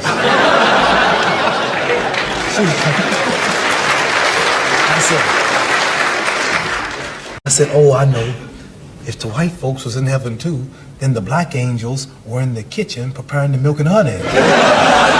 She said, listen, you quit saying that, boy. I was always curious, and I always wondered why I had to die to go to heaven. Why I couldn't have pretty cars and good money and nice homes now. Why do I have to wait till I die to get milk and honey? And I said, Mama, I don't want no milk and honey. I like steaks and I said, milk and honey is a laxative anyway. Did they have a lot of bathrooms in heaven? So anyway, I was always curious. I always wondered why. You know, Tarzan is the king of the jungle in Africa. He was white. Hell! Y'all don't want to play with the great Muhammad. Like I said, he can joke and banter, but yeah, Tarzan in Africa, the king of the jungle in Africa, white man. Come on, quit playing with it. Y'all know y'all can't survive in that heat. Nah, in them jungles? You crazy? My gosh, stop. Man, that would have been straight. Never mind. I ain't gonna say what would have been. But that part, that's why I couldn't even watch Tarzan as a kid. The animated one with Phil Collins on the soundtrack. Dope soundtrack. But even as a child, I'm like, that ain't right. And he had locks. Y'all, American history is egregious as heck. This white, blue-eyed Tarzan in the middle of the jungle with apes got locks and fighting gorillas. Fake news.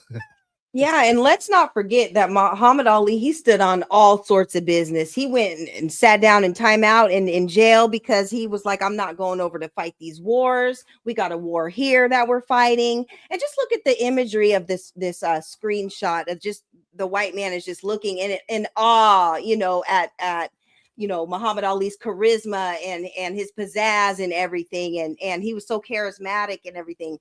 So yeah, this just goes to show, how special and how great we are. And I love watching all the Muhammad Ali documentaries, and he taught us a whole lot, and he stood on all sorts of FBA business. There we go. So even like you said, questioning everything, even back then when it wasn't cool back in the 60s and 70s, you know, you're like, why is everything white? Jesus and Santa and all stuff we still ask to this day. He was asking 60 years ago. Ali was on their top, and that's why today the news and media will never show Ali in his prime and the prime of his health. Now they always like to show him on the downslope of his health. I noticed that too. Yeah, when he had the Parkinson's and all. Yeah, I realized that they always no show him when he was the greatest. Show him when he was the GOAT. They want history to remember him after the disease. No, remember him in his greatness. Yeah, and remember he was he wasn't a humble fighter. He had confidence, and he was going up there. He was talking mess to his opponents. He had all the confidence and everything. And with the white culture, they don't like confidence. That's why they have such a problem with Dion and his boys and any other black fathers that try to put their kids on, with, they tried to do that same stuff with Venus and Serena when they would go on interviews and ask why they were so confident and everything. And the dad was like, don't ask her that. She's confident because she's confident. And so they stood on all sorts of business, but they don't like confident black males. They're threatened by that. I seen that, Sister Ebony. Yeah. So don't be asking her why she's so confident. They did the same thing to her. They did the same thing to Tiger Woods. Yeah, trying to kill your confidence. You might not win. Get ready to lose. Bull jive. And Shao Daja says his mama called him Clay. Shout out to Cassius Clay. So changed his name. Shout out to the movie. I don't know if y'all ever watched it or did any research.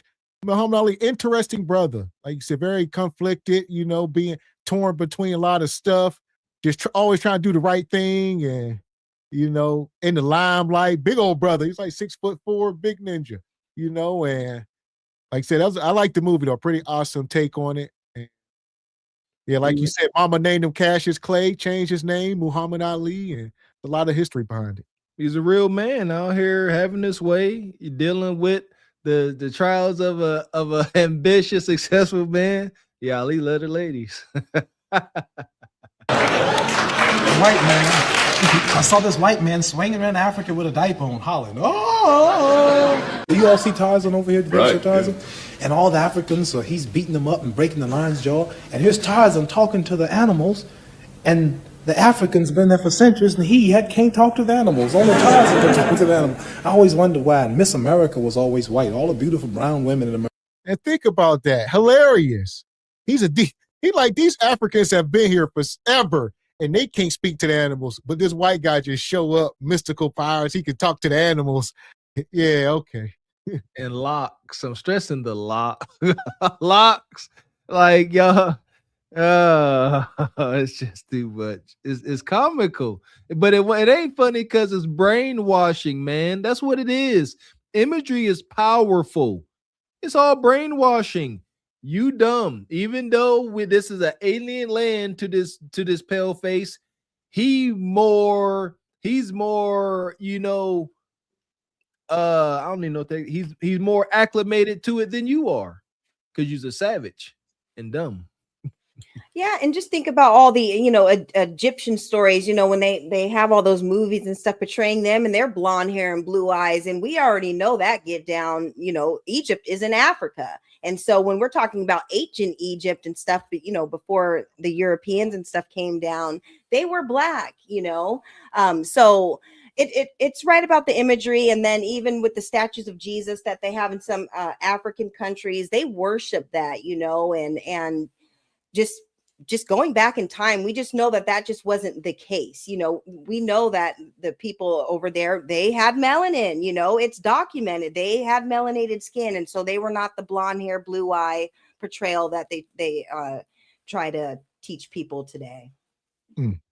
Miss America was always white. All the beautiful brown women in America, beautiful suntans, beautiful shapes, all type complexions, but she always was white. And Miss World was always white.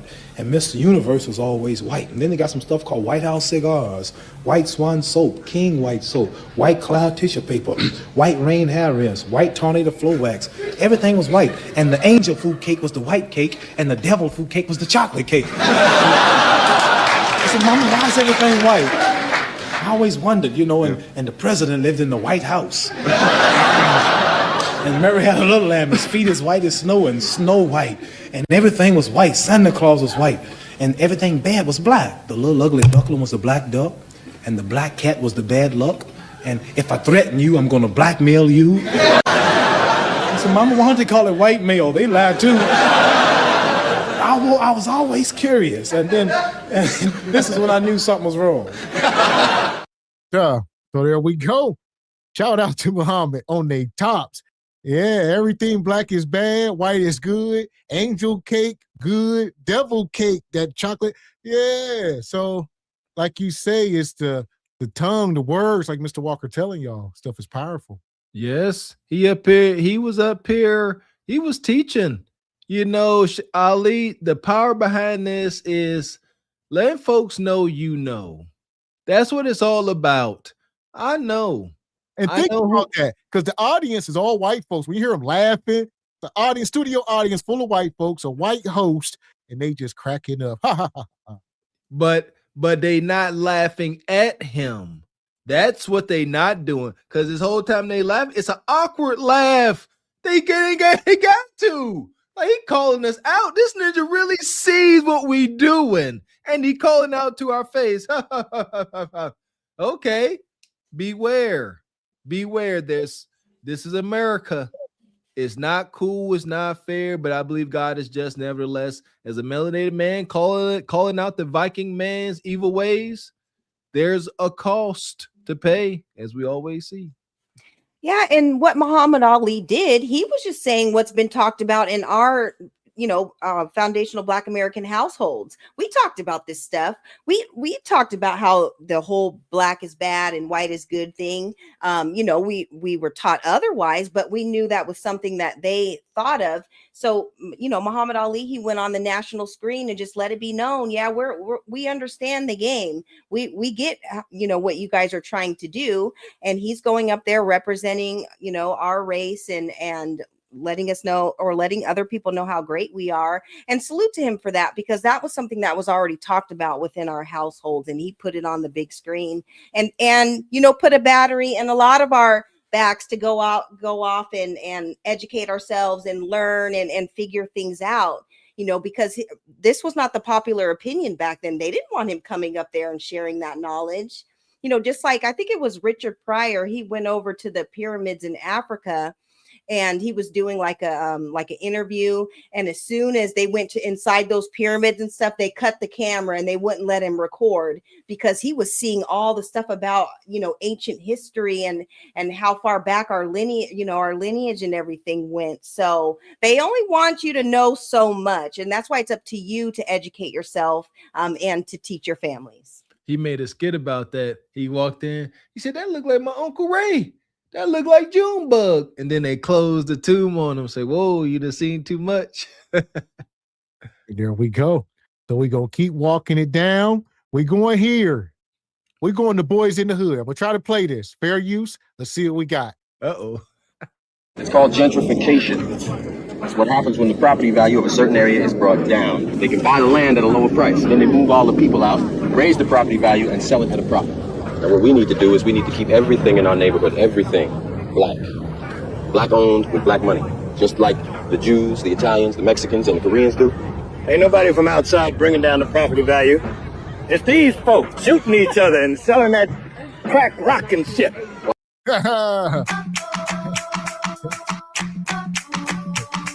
This was a classic movie. So here we go. He talking about gentrification. We need shout out to Lawrence Fishburne back in his day. Classic movie. I'm gonna have to watch this. I ain't seen this movie in years. Everything black, just like everybody else. We talk about this all the time, but this comes to group economics.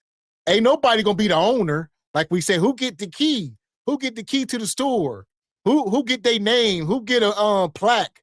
Who get a statue? Y'all need to put y'all egos down. All right, it's bigger than you. Back in the day, now that's why they would come out with different safes where you got to have 7 different keys just to get in it. Ain't no one leader. That'll never work. No, gotta have a governing system. Much easier said than done, but it's the only way. You can't have one person at the top. Never. It'll never work out. Shout out to the book Animal Farm. I'm telling you. But yeah, everybody got to get a key to open this safe, man. Ain't no one overall leader. Yeah, and even but when before this, or maybe even it was around the time this movie came out and stuff, there were a lot of like Asian businesses being put in the hood, and a lot of East Indian businesses being put in the hood and stuff. And so they were the ones getting the business loans, and we would only be able to get loans, for like the liquor, like the liquor stores and like the things to keep the degeneracy and stuff within the culture or whatever. So that's something to look into too, because we weren't always given the opportunity to have the businesses, especially after the riots and everything that went on. A lot of the businesses and stuff went away after that. So something to look into. Yes, that part. And that's why I say today in 2026, we might have to bypass the whole system and just come together. We got the money. We got spending power. We know we got spending power. It's just a matter of where we are allocating our funds. Like we really need to sacrifice, start to do susus or whatever the case, whatever we need to do to get some money in the pot and start to create infrastructure and, get our own bank or our own grocery stores or whatever. And what does infrastructure look like? Those 3 non-nons we had on display with they 3 little, little houses up on the sticks. That's what it looks like. And a big old garden, greenhouses. That's the beginning. If we can feed ourselves food, water, that's a heck of a start. Down. Just like the Jews. Ain't nobody from outside bringing down the property value. It's these folks shooting each other and selling that crack rock and shit. Well, how you think the crack rock gets into the country? We don't own any planes. We don't own no ships. But we are not the people who are flying and floating that shit in here. I know every time you turn on the TV, that's what you see. Black people pushing the rock. Yeah, I know. But that wasn't a problem as long as it was here. It wasn't a problem until it was in Iowa and it showed up on Wall Street where there are hardly any black people. Why is it that there's a gun shop on almost every corner in this community? Why? I'll tell you why. But a gun shop on almost every corner in this community. Why? I'll tell you why. For the same reason that there's a liquor store on almost every corner in the black community. Why? They want us to kill ourselves. You go out to Beverly Hills, you don't see that shit. But they want us to kill ourselves. Yeah, the best way you can destroy a people, you take away their ability to reproduce themselves. Who is it that's dying out here on these streets every night? Y'all. Young brothers like yourselves. What am I supposed to do? Fool roll up, try to smoke me? You're doing exactly what they want you to do. You have to think, young brother. I mean, my God, these movies was... Some of this knowledge, this stuff has been around. It's like we don't want to adopt anything. We want to have free will and do what the hell we want. We want to remove ourselves from any power, any godly power. Nothing can control us as a majority. It's like, because the knowledge is here. We know what the hell to do. That's the frustrating part. So, that's what frustrates me the most, man, with the ignorance. Yeah, ignorance, number one. Ignorance, ego, and pride. You heard that, brother. What I'm supposed to do? Somebody roll up, try to smoke me. That's a real question. That's one thing I've realized. That's a real question that he's really looking for an answer because he don't know any other way. And then what am I supposed to do? He come up, if I retreat, I'm a coward and I become prey to my community. And you know what I'm saying? If I just stay inside and don't be outside, now I'm a lame and I don't get no women and my peers don't respect me. This is the wicked ecosystem in the hood. These are the worries of men. Like, I get it, been there, but it's just ignorance, ego, and pride. Got to get away from it. My saving grace getting out of that madness, I was always desperately looking for better. Always. I never glorified this madness. You can't in order to get out of it. And he said something there. I'll get you in, Ebony. Mm-hmm. He said something about you know, which is a double-edged sword, which hits to a lot of your points.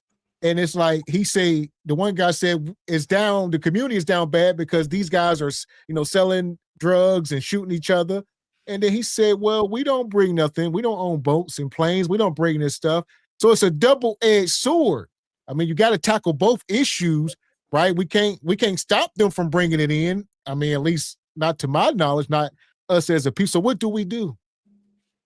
Yeah, and even with this movie, we all know how it played out because Trey's dad, Lawrence Fishburne, in the movie, he was the only like positive male in the whole movie because everyone else was being raised by their moms and aunties and all that.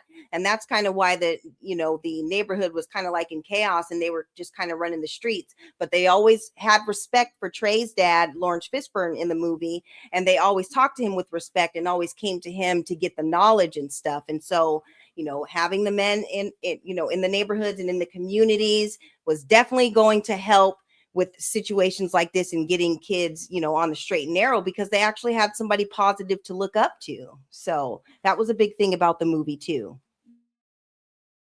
Well, there you go. Like I said, we're walking it down. Where we at here?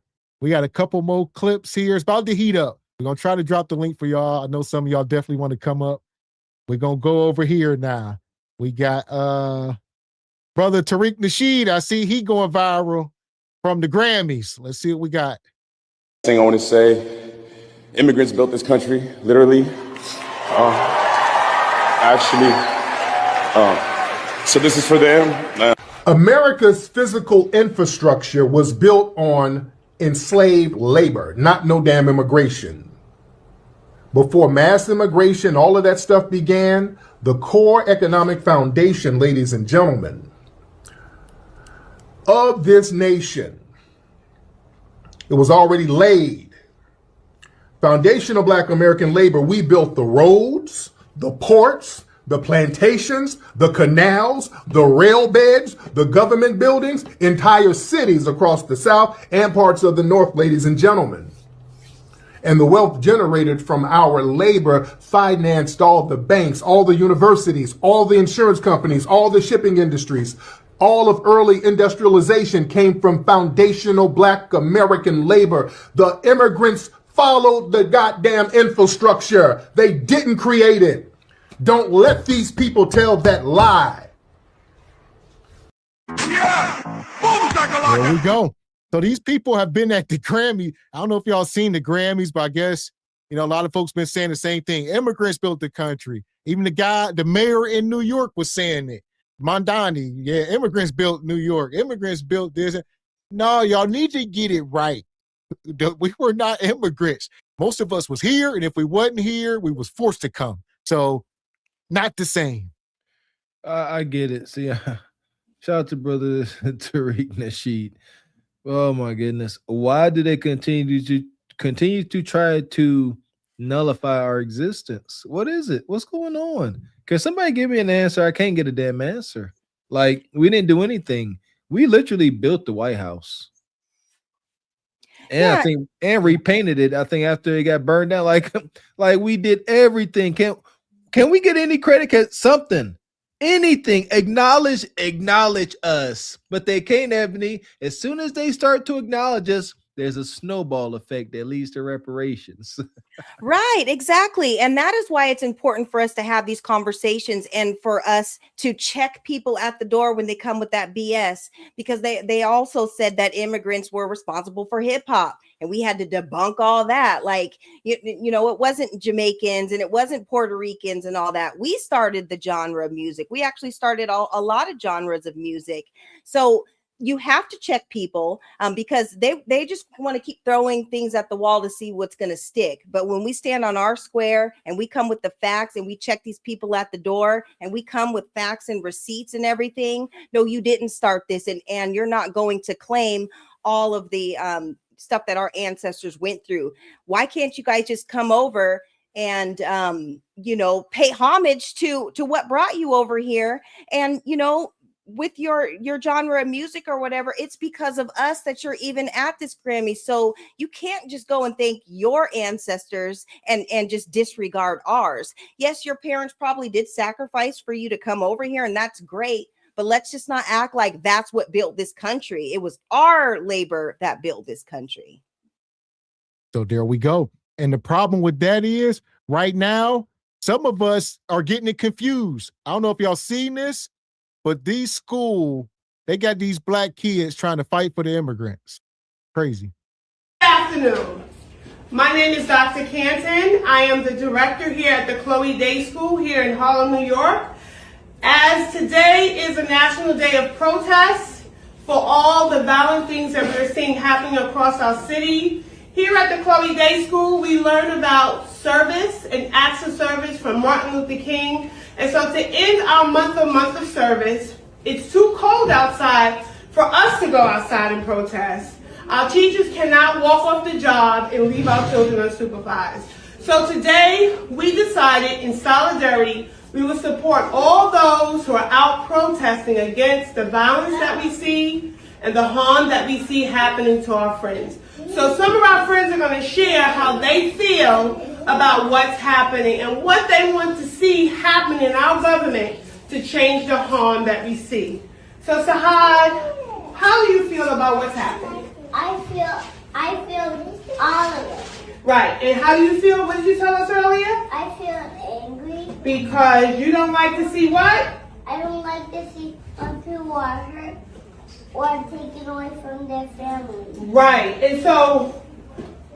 Oh. Jesus Christ, have mercy.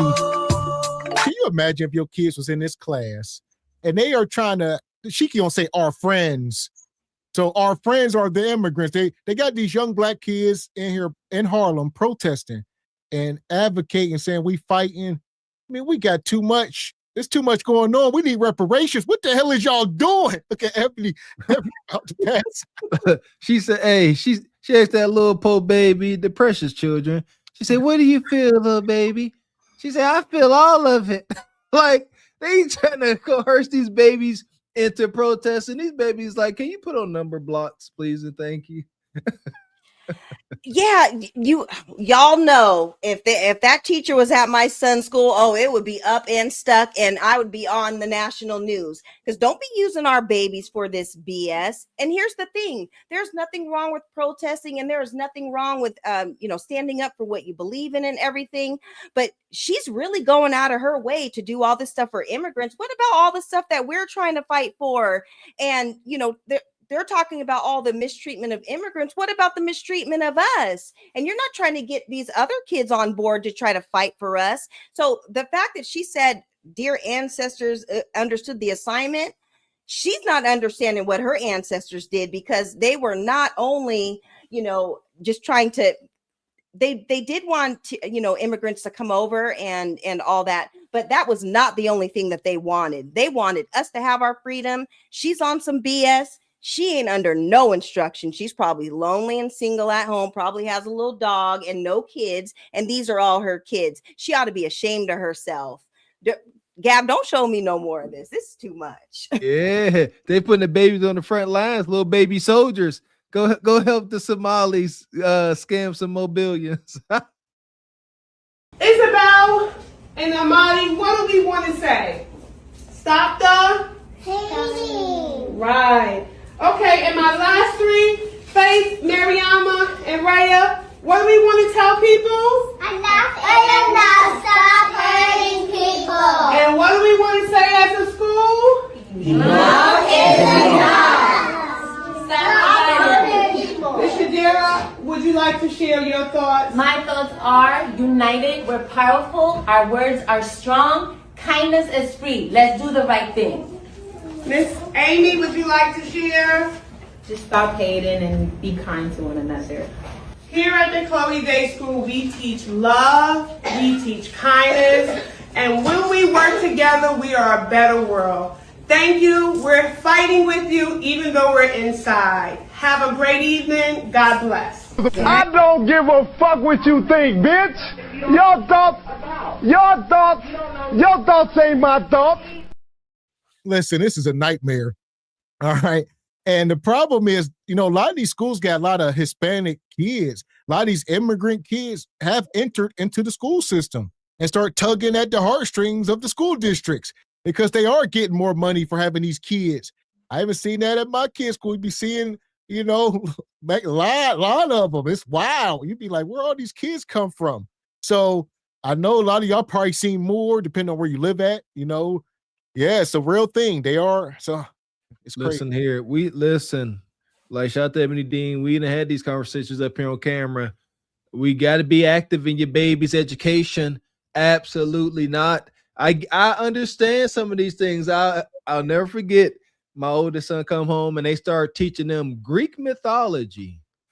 And you know, and I'm like, who gives a rat's patootie? I'm like, whatever. Zeus and all this bull jive. I got some mythology for you too, but it's from yo folks. We got to counteract what they are doing. Counteract it, or you know, just completely nullify whatever miseducation they're trying to put in our kids. But we are the parents. Shut this ish down. Babies come home, oh, they got us about to march in the streets. No, the freak they not. We're gonna make some phone calls. We're gonna let them know that we are active parents and they can't do whatever the hell they want to do. That's what they can't do.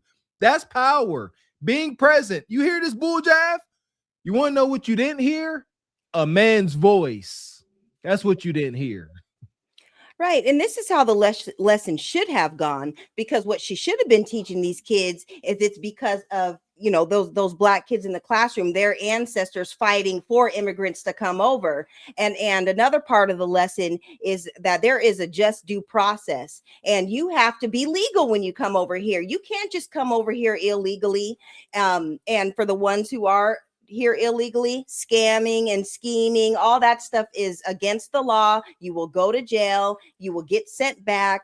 You know, we don't promote criminality or whatever. Not to say all the immigrants are, but they need to learn the real lessons. There is a process, and just because y'all, you know, the immigrants, you know, they don't have stuff popping in their own homeland and they can't get things rocking over there, it doesn't mean that they need to be dumped on us and they become our problem. These kids need to be taught about economics and how they're taking a lot of the benefits and stuff, and you know, a lot of our reparations and all that. That's what the discussion needs to be, not just feeling sorry for everybody, especially when they come over and disparage us and have such bad things to say about us. So she needs to reroute her lesson plans and her lesson ideas, because this ain't it. Yeah, this is wild. I'm looking at that shirt here, and for her to come up here like she's, dear ancestors, I understand the assignment. You a lie, and the truth ain't in No, you. you didn't. What's the assignment? Y'all too soft to understand the daggone assignment. Y'all too soft. Up here, we stand to this. That's not the daggone assignment at all. Go out there, man. Listen, I can show y'all better. I could tell y'all, because this is annoying. Dear ancestors, shut up, woman. I'm sorry. Yeah, and the assignment is not to keep caping for everybody while your lineage and your people are continued to be left behind. That is not the assignment. That is not what our ancestors wanted us to do. They want us to fight for what we have, and you know, with whatever we have extra, we can help fight for other people, and we're going to fight for the ones who rock with us. But at this time right now, we're focused on our lineage. That's what our ancestors want us to do, not to keep caping for everyone else. That part. And I was going to say, if you've been here watching this whole show tonight, as much as we have documented, you know this is blasphemy. What she got? I mean, come on now. We done been talking about Jim Crow. We went back picking cotton. We've been documenting it. This is not what the ancestors are talking about. I promise you. Tell them, Kim Netta, your ancestors not my ancestors. They are those, sisters, so do better. Right. And that's where that checking paperwork. I don't know, sister, where's your paperwork from? Where are you from with, you know, with these kind of thoughts and ideas? You know, we just need to check it out and see where her paperwork is from, because something is off, something is amiss. Shout out to Rachel. Appreciate your sister.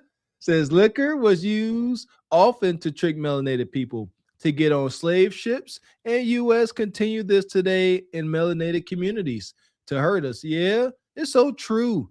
Alcohol, cash checking places, and dollar stores. It's crazy, man. Appreciate you, brother Richard. Says, not the assignment. You failed. Failed. So she up here fighting for the immigrants to get status. Immigrants like Nicki Minaj. We was talking about this last week. Nicki, with the gold card and it backfired, and now Nicki in hot water to the point where I'm going to pull this up. Even some people that was riding with her, like good old Jasmine Crockett. She said, nah. I wanted to ask about Nicki Minaj. Because she's like, very in the news these days, has like, you're doing a face right now. We don't mess with Nicki. You don't mess with Nicki? No, we don't mess with Nicki. Did you used to mess with her? Of course. I mean, you had to, but I will be clear, I have always loved Cardi more. Okay. And clearly my instincts were right to love on Cardi more than Nicki. Totally. So you kind of flipped on her. What was the moment you decided that I just can't anymore? I just don't do sellouts, especially in this moment, right? Like things are too serious. There are too many people that are being harmed, and especially. Well, I can't even get past her first comment with this Cardi and Nicki. Come on, sister. You're supposed to be standing on business, riding for us. You're a senator, black woman. Separate yourself from the ignorance as much as possible, is my theory. Why would you say you're riding for Cardi more? Cardi is a nightmare. She in the news right now for stuff. Cardi, a married woman pregnant by a man. Like, how can you ride for anything either one of them? Because here we go. First, you heard her. She said, of course, she was riding with Nicki. Why? And her answer was because she had to. Listen carefully when folks speak. She said, we had to ride with Nicki. But now, since she has gone against vote blue no matter who, and i.e. the gynocracy, you out. Nicki's slight was to the gynocracy. That's why she like, absolutely not. Because the gynocracy and vote blue no matter who are one and the same. And then you got Cardi. Cardi hasn't said anything bad about the gynocracy. Matter of fact, she upholding gynocratic rule by being a raging harlot of a wife out here in these streets. So Cardi's up because Cardi hasn't said anything bad about women. Yeah, and let's be clear with these two women, they are guests of the culture. They came over and got into the rap industry. They are not from the lineage, and they perpetuated a lot of stereotypes about our women. They do not represent me. Now, if you want to talk about a female MC, you can bring up Missy Elliott and how she changed the game with her dance. Her making beats with Timberland and her rhythm and rhymes and everything. That's a real MC. And so these plants and stuff that are put on here, Jasmine Crockett, she just doesn't want to be on that Tom Joyner one way that Nicki is about to be on when she gets shipped back to Trinidad. And if Cardi B doesn't clean her act up, she's going to be on the next one for the following year. So all y'all need to get in order. Stop trying to act like and trying to perpetuate us as such bad, women. You don't represent us. There are other women out here really doing things, and they don't have BBLs and CDLs and all these different things, and they're really putting on for the culture. So that's where I'm at with the whole Nicki and Cardi situation. Amen. With her being an immigrant, then deciding to go and cozy up to this administration that is specifically putting targets on the backs of immigrants and anyone who stands with them, even if they're U.S. citizens, they can catch a bullet. That is wrong, and I don't even understand how you can play with it and pretend like it's anything but wrong. Why do you think she's doing it then? Listen, I don't know if it's because she looking for some papers for some people, or if she's looking for them other papers, because I hear that she got family members that's got a few little issues, right? And so maybe she needs them other papers because he love to hand those out, usually at a cost, right? But going after people like Don Lemon, who I love dearly, just wrong. Like, she's just on the wrong side of history. So I hope that people remember all of this when she comes back and she's broke and she's begging for money and support, because something tells me MAGA ain't gonna do it for her. If Nicki came out with a summer jam and you couldn't not bop your head to it, do you think you'd still have to turn it off when you're in the car to come on the radio, or can you divorce those two things? I think that there are plenty of people. I'll give you an example. R. Kelly, right? A lot of people took issue with R. Kelly. R. Kelly obviously is serving and doing his time right now, but something tells me that people are still bumping R. Kelly somewhere, somehow, right? I think that there are people that can divorce the art. For me, it is more so about your dollars. Are you going to support with your dollars certain things? Because it's the dollars that have given her a platform in the first place. Otherwise, Donald Trump wouldn't even know who she was. No one would know who she was, but for the dollars that were used to support her that allowed her to have the platform that she has. Do you want to continue to support or elevate a person's platform? Well, you're being hypocritical. You just said you was a barb. You was riding. Those was your dollars. So stop the cap. All right. Can't talk out both sides of your neck saying stop supporting now. It's too late. She ain't good now. Y'all need to learn, like Ebony said, stop letting these plants come in and quit lifting them up and pedestalizing these people. All right. Know who the real ones is. There you go. So quick to give folks a little trial run, little probationary period. What's wrong with y'all? Like, do y'all do this in real life? Like, I don't know about now. I don't come across too many folks all like that. But meeting new people, back in the day, like it was so long ago, meeting new folks, you on a probationary period. I might meet you. We can have a good time, good vibe, but I still don't know who you are. Especially on the internet, y'all don't even meet these folks in real life, and y'all put so much faith in them, especially a celebrity. Absolutely not. I never understood that. Like putting any type of weight on the words of celebrities that make songs like WAP and got multiple personalities. Y'all realize that for a while, Nicki was like 3 different people. When she like some person named Raymond, I'm serious. Like after certain things, I can't take folks serious. She's speaking different tones, like she a dude, then she a girl. Yeah, in those probation periods, Mr. Walker, we're giving you a day. You better show your paperwork because we're not playing with nobody no more. We're asking for paperwork. We're asking for lineage. And if you say some stuff that's out of pocket, you're out. We're not playing these games anymore. And she's trying to compare Nicki Minaj to R. Kelly. Let's be clear. R. Kelly was in the game for 30 plus years. He was a producer, songwriter, everything, performer, all that. Nicki, you came over and bit off the culture. You made your money. Now go back to Trinidad and make something shake over there. But you're not going to compare her to our icons. Now, this is going to be controversial or whatever. We understand that he is locked up. He is locked up for the Mann Act. That is basically flying girls out. Okay. And he's not in jail for all of the egregious stuff that has been portrayed upon him. He is in jail for the Mann Act. So if we can separate the crime with actually what is happening, that does not take take away from the man and his contributions to the culture. So those two are not the same. There you go. Yeah, like you got to be able to separate the art. Same thing with anybody. Michael Jackson, anybody you might have an issue with, you can't take away, especially FBA, you can't take away the contribution because that's what they try to do. They erase enough of our damn history. So yeah, that's my number one reason why I say stop nullifying our folks. We are. I think y'all said in the chat, part of the Willie Lynch doctrine. We ourselves, we're eradicating our own history by demonizing our own people and allowing other outside forces to do it. Yeah, rest in peace to Michael Jackson. As soon as he passed away, the surviving Neverland Ranch. Hush up. My gosh. Yeah, and they're still talking bad about him to this day. They just won't let that man rest. Why? Because he was a great foundational Black American performer who stood on lineage business. He didn't do interviews with certain white publications, because of how he was portrayed in the media. Y'all do your research. Michael Jackson stood on all sorts of FBA business, and so did his family. Latest rumor, which I believe is Michael Jackson was trying to save kids from the X-Files. Exactly. And that's why that's why they start to demonize him, call him Jacko. Y'all remember that? They call him Jacko. He was trying to uncover some stuff. They said, we got you. Now we're going to make you insane. And they started doing all this wild stuff to him. Michael just trying to save the babies. Yeah, and he knew what was going on those islands, which is why he created his own fortress of his own. I don't want y'all to go over to the X Island. Come over here and ride on these, these rides and spend the night over here.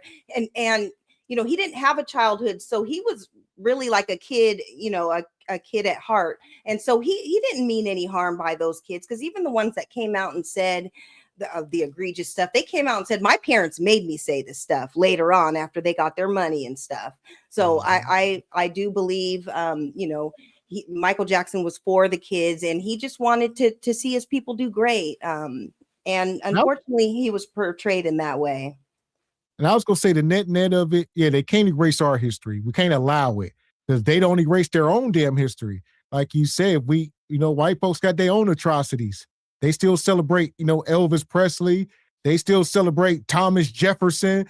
All these horrible people that did horrible things. All right, Ben Franklin and Christopher Columbus. You can keep going down the list. So you ain't about to erase our damn history. Hey, thank you, Doc. As melanated folks, the moral compass on us is so much heavier than theirs. You know what I mean? Like I said, what's this goofy Elvis Presley? Boo! That ninja was out here straight PDF file, straight up, straight. It's documented, and it's like, oh, it's cool. He's the king of rock, bull jive, horned up freak monster. Who's then going to turn around and do things that are demeaning to us as a society. It's interesting to me that like she's like the mega hero right now, but she's not included in their halftime Super Bowl show. You know how they're doing a Turning Points halftime show? Kid Rock is headlining. I assumed that Nicki was going to headline, but she's not even on the bill. It's a surprise. Why do you think Nicki's not on there? She may now understand her place as it relates to MAGA, but maybe she won't. Who knows? So there you go. She understands her place. So now, like you said, Nicki, you done effed around and found out. You got your ninja wake-up card. You're welcome. Shout out to Nicki and that one-way Tom Joyner trip. You killing me, Ebony. So that's it. Ebony put y'all in columns. If you lucky, you get the two-way Tom Joyner trip. That means you can come back. But that one-way, boy, yeah, it's bon voyage forever. Yeah, go back and make your homeland great. Go do some things over there, And this is the thing. This is what always happens. They come over here and leech off of our culture and everything, make their money, and then they go back and totally just disregard the people that actually put her on, because we were the ones, supporting you when you first came out and everything. And then you go back and you say the things that you say. It just goes to show that, it's all about money, and you're forgetting your base. It's kind of like with Kanye West and all the things that he has going on now. You're forgetting who actually supported you and who continues to support you. But that support comes to an end when you're doing things like this. We don't have to support you. We don't have to put you on, and we don't have to have you in our culture. So go back to Trinidad and make something shake, since you're so talented and you're so whatever. Go do that over there and leave us alone. There you go. Appreciate you. Richard Media says, excuse my spelling. I'm still triggered.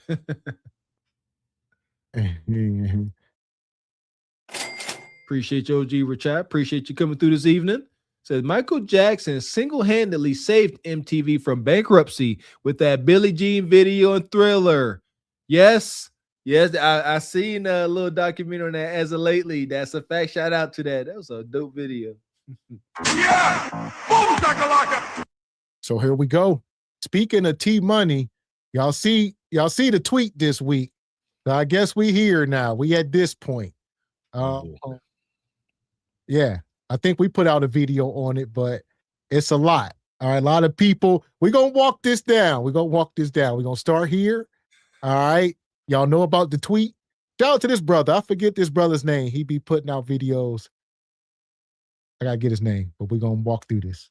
I posted a photo of the Obamas as apes. Your motherfucking mama a monkey, nigga. That's why the loose skin under your chin look like a Thanksgiving turkey. Gobble, gobble, neck ass, nigga. Sucking on Bubba Dick on Epstein Island. And that's why your mail order wife, Flopumentary, got a 10% on Rotten Tomatoes. You motherfuckers is untalented, unattractive, and unintelligent. And hey, let's keep it a buck. If you ever got my fucking face talk about it's just politics, people are entitled to their opinion. You don't really think every Republican is a racist, do you? I do, yes, I do. I literally do. Because even if you're not posting black people as monkeys, the fact that you're okay with it for a fiscal or a religious reason means you have no concern for my humanity. They're not the only racists, but they're a guarantee. And all of this shit is a grand design. In the new Epstein files, Epstein sends Peter Thiel an email, excited about Brexit. He says, Brexit, this is just the beginning. Peter Thiel says, of what? Epstein is like, a return to tribalism, the end of globalization, It's easier to buy something on its way to collapse than it is to find the next bargain. That shit just gave me chills. This is a clearly defined, orchestrated plan to push us into race-based, nationalist infight. Epstein literally laid this plan out to the founder of Palantir, the spy tech AI company powering ICE. They got all the ICE contracts. They're making crazy bread off of racism and fear, doing exactly as they plan, make us hate each other so they can profit from the collapse of society. And as far as the monkey image, I don't think enough people know that eugenics was a widely accepted science. It was basically the science of racism. They used false experiments to more or less show that Africans were closer to primates on the timeline of evolution and that Europeans were a more evolved, intelligent species. That's what Trump is doing with this image. I mean, that nigga is an ape, though. He sees it to this shit. It's like he's smart for an ape. But on a larger level, it's a global plan to incite conflict and profit from the chaos. And I feel like falling for it. I want to smack a motherfucker. Oh, here we go. That was his take on it. You know, I like he went through the whole eugenics. He got some receipts here. What you got, Mr. Walker? You know, we talked about this earlier, and like I said, we shouldn't get too triggered by stuff like this because the conquering folks that write history always gonna write it in their favor.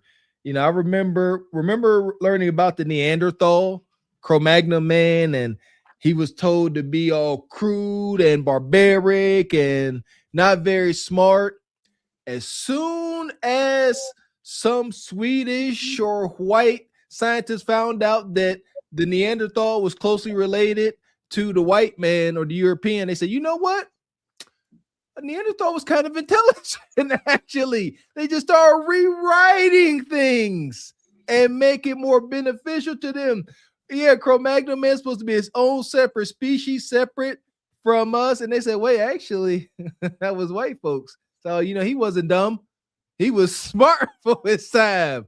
So they're going to do what they're going to do. Stuff like this, like the brother said, white folks are more associated or directly related to primates via DNA and genetics, not us. So this should just go off our backs. But like I said before, this imagery also was connected to them hanging us and deleting us. So every time they called us monkeys, it wasn't just light jokes. No, they were causing, they would torture and victimize us. That's why it's so bad. Right. And to be honest, you know, we talked about this I think in the Patreon or whatever. It's no question that these people are racist. We knew that that Donald Trump was racist. He's never portrayed himself not to be racist. So things like that don't surprise me at all whatsoever. He did come out the other day. He says, I'm the least racist president y'all ever had, though. I'm the least. Right. And that's because he probably, you know, he doesn't have slaves or anything. Like when we're talking about things from a perspective, it doesn't matter who was more. Y'all are all racist, and that's just what it is.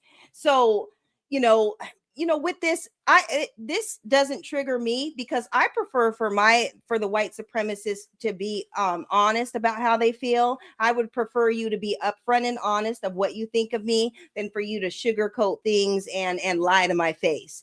Be upfront with it so I know exactly where you stand and exactly how you feel about us, and then I know how I can move after that. But don't try to lie to me or don't try to act like you really rock with us when you don't.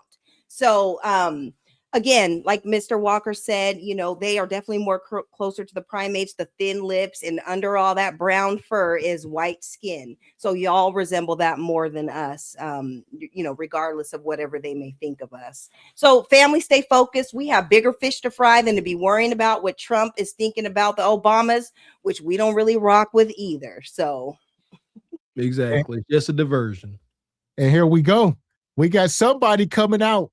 Somebody coming out and they say they ain't got no problem with it. Hit the like button.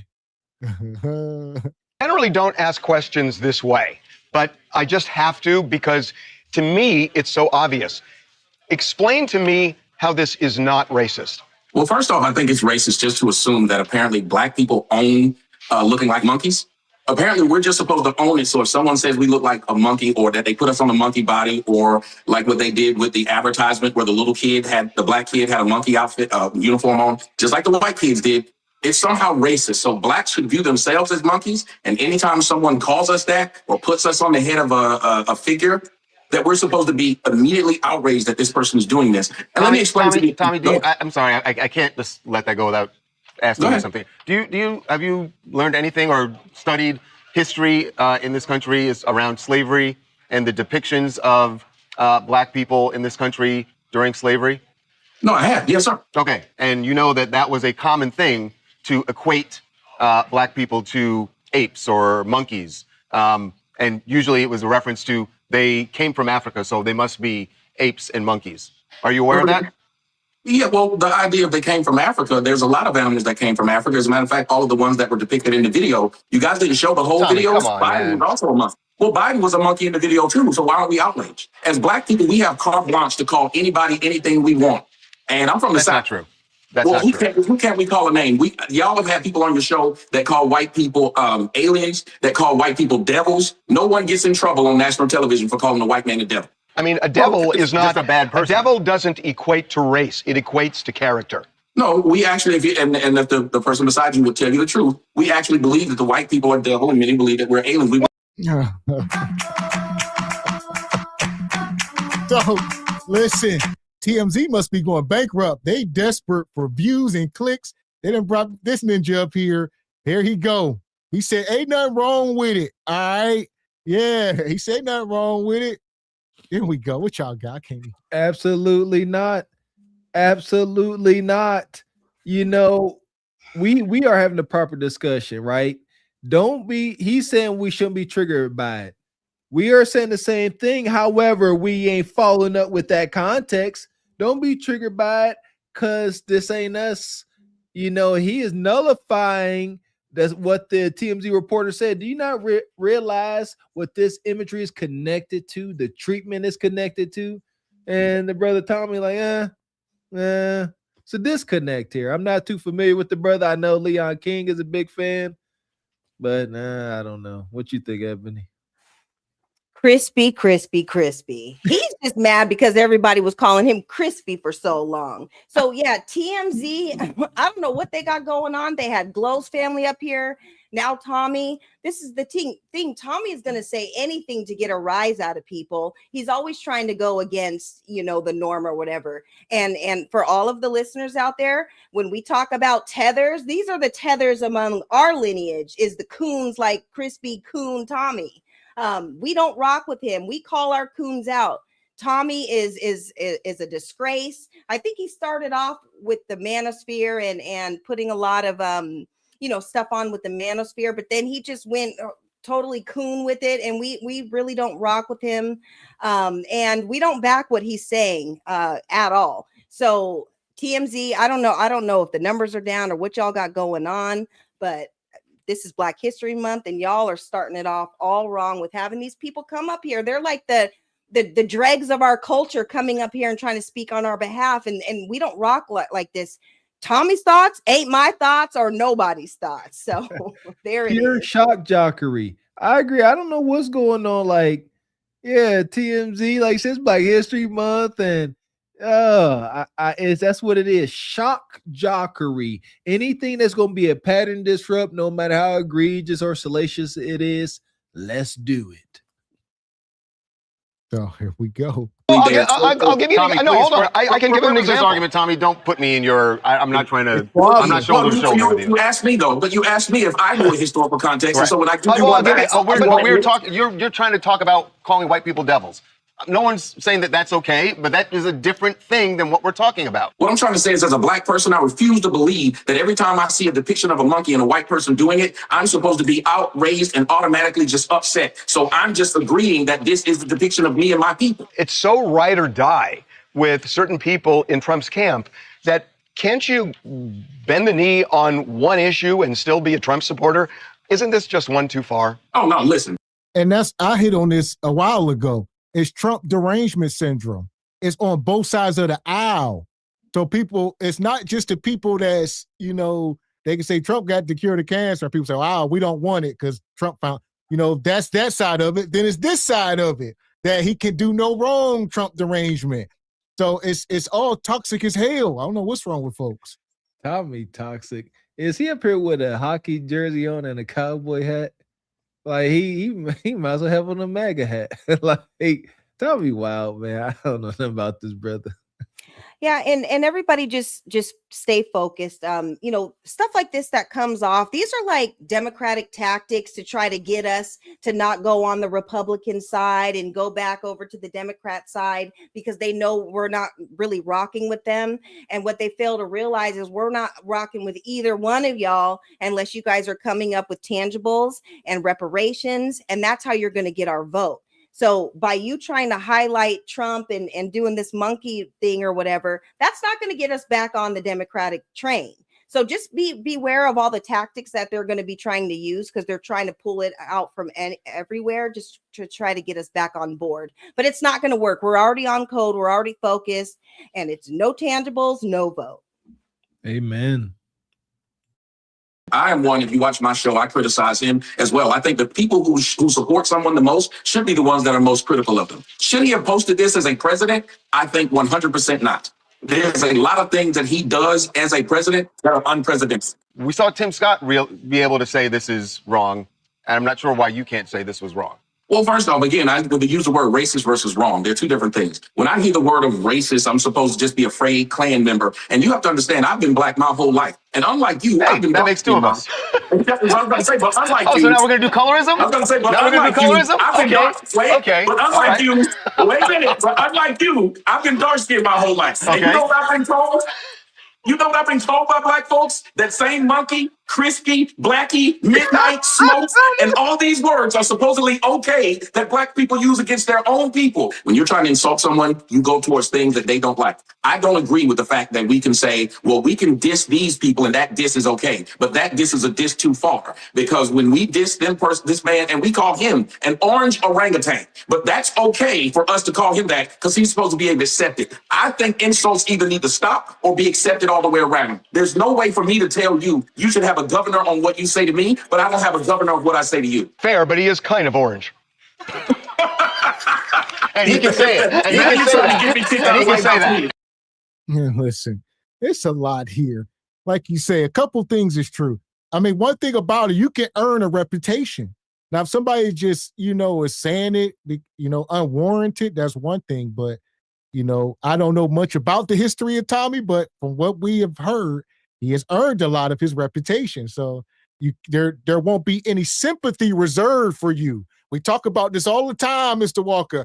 Who is sympathy, empathy, and all this grace? Who is it reserved for? The humble and the meek and those type of people, but not folks like you. Absolutely not. If you are loud and proud, remain loud and proud whenever the chips fall. Plain and simple, because ain't nobody gonna give a dang about your tears. They gonna fall. They gonna fall on the ground, and anybody gonna give a dang. Shout out to Tommy. Yeah, this I don't know. I ain't never seen. I've seen the brother Tommy on a couple panels. Shout out to the brother Fatty. Seen him over there.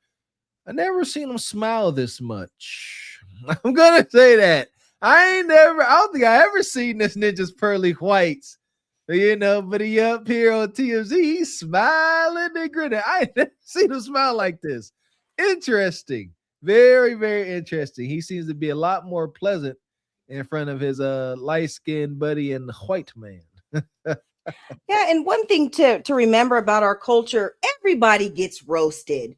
We've come up here, we've all gotten roasted at some point for something. So that's a part of our culture. But when Tommy started coming with his, his anti-black sentiments and everything, talking about black women horribly, remind you, very horribly talking about black women and all the different things that he was saying, that's when he became crispy. People were actually rocking with him, and then people were digging up his past and pulling up his paperwork. I know Tariq went in on him. I know Kwame Brown went in on him at some point and everything.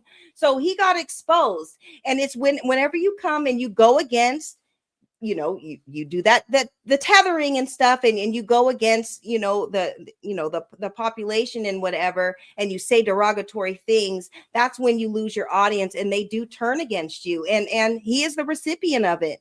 So he's coming up here. I'm not saying that everything he's saying is wrong, because we've already said we're focused on the bigger picture, so we're not so mad about, the ape stuff or whatever. But Tommy is coming up here, just to be on camera and to say the egregious stuff, and people don't take him seriously anymore because of all the stuff that he's done in the past. So it is what it is. And it's not a flex to be on TMZ, y'all. Like, let's just be clear.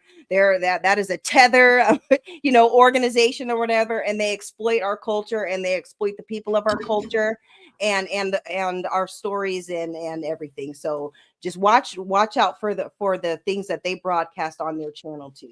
There you go. Yeah, they just like Vlad, pure exploitation. That they don't matter what cost. Vlad be having them brothers up there snitching on themselves.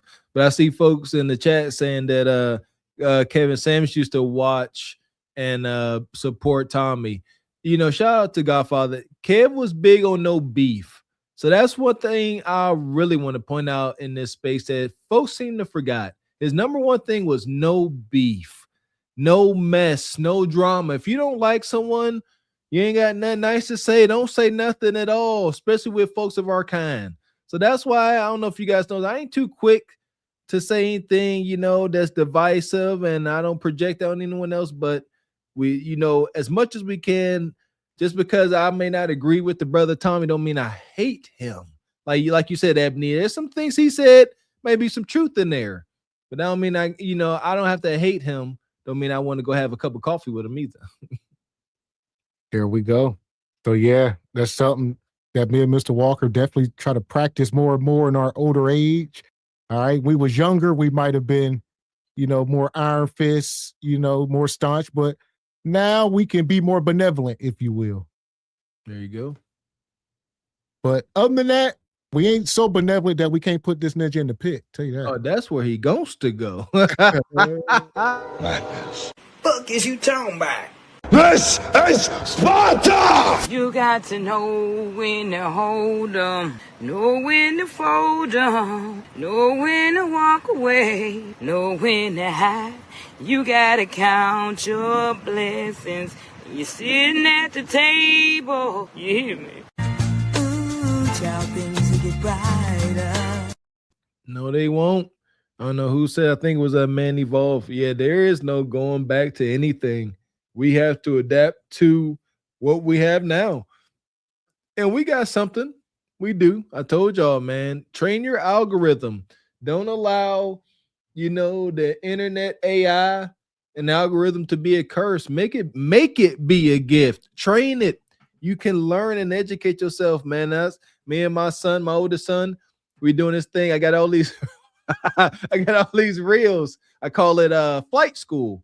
I want us to learn how to, fly some little airplanes and stuff. But all my algorithm, all it is homesteading, trying to learn how to cook at flight school. Train your algorithm. That part. So here we are. We'd have made it to the back end of the show. We was going to drop the link, but it's getting kind of late. All right. I don't know how Mr. Walker feeling. I got some. I know the babies is calling, so. Yeah, I'm listen here. I want no smoke. I know all y'all was triggered in the chat. Though. We can table this. We did this. We gotta table it. All right, y'all gotta stay. It's been a lot tonight. There you go. Overwhelmed. Baba T, Rachai. I know y'all just get ready for next time. I know y'all about ready to blow a gasket, man. But yeah, soak it, let it soak in, let emotions die down. That's what we guilty of, right? Because, I never forget my first time seeing Django. My first time, here's the setting. I'm chilling with my buddy Terrence. He plays for the Indianapolis Colts. We stand at his big fancy place. And we just, part 2 coming. And we chilling. And he say, we about to watch Django, Ebony Dean, and Hidden Colors. So we sit there. First we watch Hidden Colors, then we watch Django. I wasn't allowed outside for 2 days because I was for sure go choke somebody. So we say that to say we took in a lot. I think it's time for a lot of us to sit back and chew on this for a while because we digested a lot of information. We really need to have a pause for the cause and really take this in. Woosah, at least a woosah moment. Because I know half y'all already pick up torches and pitchforks. We passed. We ain't going back to that. We gotta be smarter. They thoughts ain't our thoughts, and that's a good thing. Let's use our unique thoughts for our good. This fight is more mental, not so much physical anymore. It's not, right? That's what they want. Oh my goodness. They wanted to get rid of our brain and keep the body. That was the slave doctrine. Get rid of the brain, keep the body. We can't be out here trying to fight like brutes anymore. Got to use the mind. Yeah, and let's also use all the things that we talked about tonight. I know I'm going to look into the Moynihan, and I think there was one other thing that I wanted to investigate and, do more research on. But just to remember how great our people were, like all the stories and articles that we covered today, it just showed our resilience and how great we are and the spirit that we have. Like that's something that can never be broken. That's something that they'll never be able to break about us is our spirit. And our ancestors live in us, and we are the heart and soul of this country, and our soul food and our soul music and everything. We are the heart and soul of it all. So we can just remember our greatness as we navigate through, our Black history, and as we're learning about all of the inventions and creations and things that we came up with. I think that's important, and also to remember as both sides, Republican and Democrat, are putting out stories and trying to distract us. Let's keep away from these distractions. All the Cardi B leaving the Super Bowl early and Nicki Minaj, and she's on her one-way boat ride back to Trinidad and all that. Those are all distractions. The Djibouti guy and people trying to claim all the things that we have, those are all distractions. We have to stay on lineage business. We have to stay focused on our reparations and fighting for our country, and to not to let the distractors and the distractions take us away from that. And that's something important that we can take away as we go through the next week, and also teach your kids about their history and talk to your elders. And there's a lot of oral traditions that can still be taught, but Black history is not just 1 month, it's every day. And this is something that we can do every day and things that can be talked about. So thank you for having me. Y'all know I love talking about stuff like this, and I love to learn. So I appreciate you both. Hey, shit, Sister Ebony D, man. Stuff like this, you definitely help encourage conversations like this. Appreciate all that you bring to the space, sister. But that oral traditions, there you go. That's part of our culture, part of our power. We are storytellers. My brother Terrence, I can't wait for him to come on the internet. I keep telling him that. I say, you are one of the greatest storytellers I know. I pale in comparison to this brother. He just got to get more comfortable. Okay, around the white, played in the NFL of damn years. But that oral tradition, that's our power. Pass that on. Those stories. Sit down. I'm always saying that. These post sisters don't know how to do their hair, don't know how to clean themselves. That's supposed to be a whole daily event. You sit down with your mama and Gam, they're going to show you the products to put in your hair. They're going to show you how to clean yourself, how to take care of yourself. It's empowering. It gives you that gravitas coming through life, but that's gone. Those oral traditions, passing. I'm learning on the fly. Gavin X and I, we grew up with our fathers, so a lot of stuff we are literally learning on the go. We are learning as situations arise. Okay, what is this I'm seeing here? Then we attack it and we get the data, we share it, and we move forward. But we gotta talk. Communication is key. Amen to you, sister. Yeah, and I just wanted to point this out too. With your kids' schools, just be cautious because they're trying to all lives matter Black History Month and having it included immigration and all that. And so, just teach your kids to be proud of who they are and to stand on lineage business, because that's something that they can do at school while all these things are going on. That's something that my son is he's working on at his school, is keeping it about our Black history. And like, this is something that we have, and it's not going to be infiltrated by all this other stuff. Like you guys can have your own month to do things. So it's important for our kids to know, and so they can stand up and be proud and not be nervous. And, when they're in classrooms and they're learning about slavery and stuff, no, be proud and stand up and be like, but you know what? We were in slavery, but my ancestors got up off that plantation and we did X, Y, and Z. That's what these kids need to know, and to be proud of that, because not all of us stayed, in bondage. That's it. That is the number one thing I think we need to teach as far as knowledge of self, Sister Emily Dean. Our history for sure as hell did not start and sure as heck did not stop at slavery, Jim Crow, and Willie Lynch. That no, but too many of us think that, and there's no power there. There's no power in that thought. Slavery, oppression, it makes you feel meek. No, but when you, like you said, tell the whole story, tell the story of our freedom fighters, tell those stories so they say, okay, we went through hard times, but we made it through. So to some degree, shout out to Miss X, to some degree, that makes me better. To get to where you are, I had to come through much more doo-doo and gunk. Does that not make me more fit, more equipped? Yes, it does. Yeah, and that's why my son's history teachers, they don't like me, but that's okay, because I'm going to tell the truth, and my son's going to know the truth, and he's going to have his own questions in class and challenging some of the things that you're trying to teach, and that's important for them to do, for them to know their history, their real history. They may not like you, but I bet they respect you. F like we parents, you respect us as parents. You gonna know that we know. Yeah, you ain't got, when they like you, that's kind of a problem. That part. So yeah, we got to educate ourselves so that we can educate the babies. Equip your kids with all the knowledge. It's exciting. It should be an exciting journey for any parent. I know, for myself personally, teach the babies. Can't wait. Teach them everything I know and keep learning stuff. And I feel like my kids gonna have superpowers. So I don't know. We're gonna see. Same here. Actually, they will. It's built into them. Don't get me started now. Yes, they very much shall. Man, listen here. You gonna get me on the high horse right now. Everything that we do from this moment forward, there's a ripple effect in effect, Mr. X.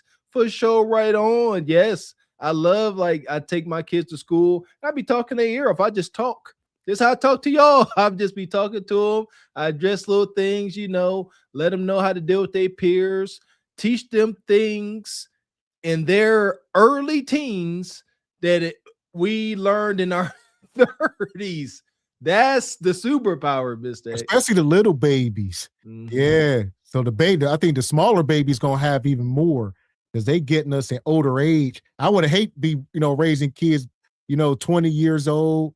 It's going to be all brute, be trying to get you into sports and all that type of stuff. But older age, you got all this wisdom, don't recommend being parents older age. All right. Old folks, do it young, but you gotta, it's a different experience. I'll say that. There you go. I remember talking to my oldest son. I said, your experience compared to your youngest sibling is much different. My oldest son, he's seen some things. He's seen some transition in our family where the youngest, all they gonna really know, is a more solidified union. You see what I'm saying? And I love that. So to my oldest, he know a little bit of my dirt. That's my road dog.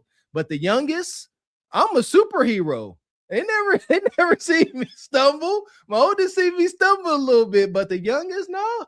See, I love that dynamic, man. It's amazing just realizing. That's why parenting is dope, man. It's super dope when you have the ability to be active and present. That's a big thing. As shout out, and my heart goes out to the parents that, must work long hours. They can't be there with their kids. I can imagine some of these conversations can be a little bit triggering. I remember, there was a time where just to maintain a family structure, my wife and I, we were ships passing in the night. She's working 9 to 5. I'm working 6 to whatever. Barely see each other. Can't afford daycare. Come on, somebody better talk to me. But yeah, keep working, keep grinding, and make the kids a priority. There you go. Appreciate you, OG Richard. Says Gavin X knows what he is doing. Yeah, table this. Let me calm down and review my notes. We're talking specifically to you, OG. There we go. So next show, we're just going to pick up where we left off. It might be all open panel next show, just from the giddy up, and we're just going to get into it. I see Brother TJ. Yeah, TJ says, dang, this is my last free night for about 5 months. Come on, brother. Says, y'all been cooking. I was ready. TJ, stick with us, man. Yeah, because I know TJ had some intel, like say on the Moynihan report, and appreciate you, brother TJ. Says Patrick Moynihan report from 1965 wasn't a prediction, it was a spoiler. So that's all, TJ. Just save y'all notes. All right. We ain't gonna forget about y'all. There we go. Appreciate you, Vicky. Says watch Mandingo, drum, and goodbye, Uncle T. Watch Mandingo. I never. That's a movie. Okay. Noted. Money. Appreciate you, Baba T. Says me too, Rachai. A people without knowledge is like a tree without roots. Man, with this is SBC gospel. Yes, that's why we got to know our roots. We are but flimsy loose trees blowing in the breeze. But when we know our roots, where we come from, who we are, where our power comes from, that's how we begin to truly grow. Y'all ain't trying to hear us. And Baba T dropped a $5 cash out. He says Michael Jackson had a lot of masters from A through Z. Yeah. And it showed Baba T. You seen they crucified them. Yeah.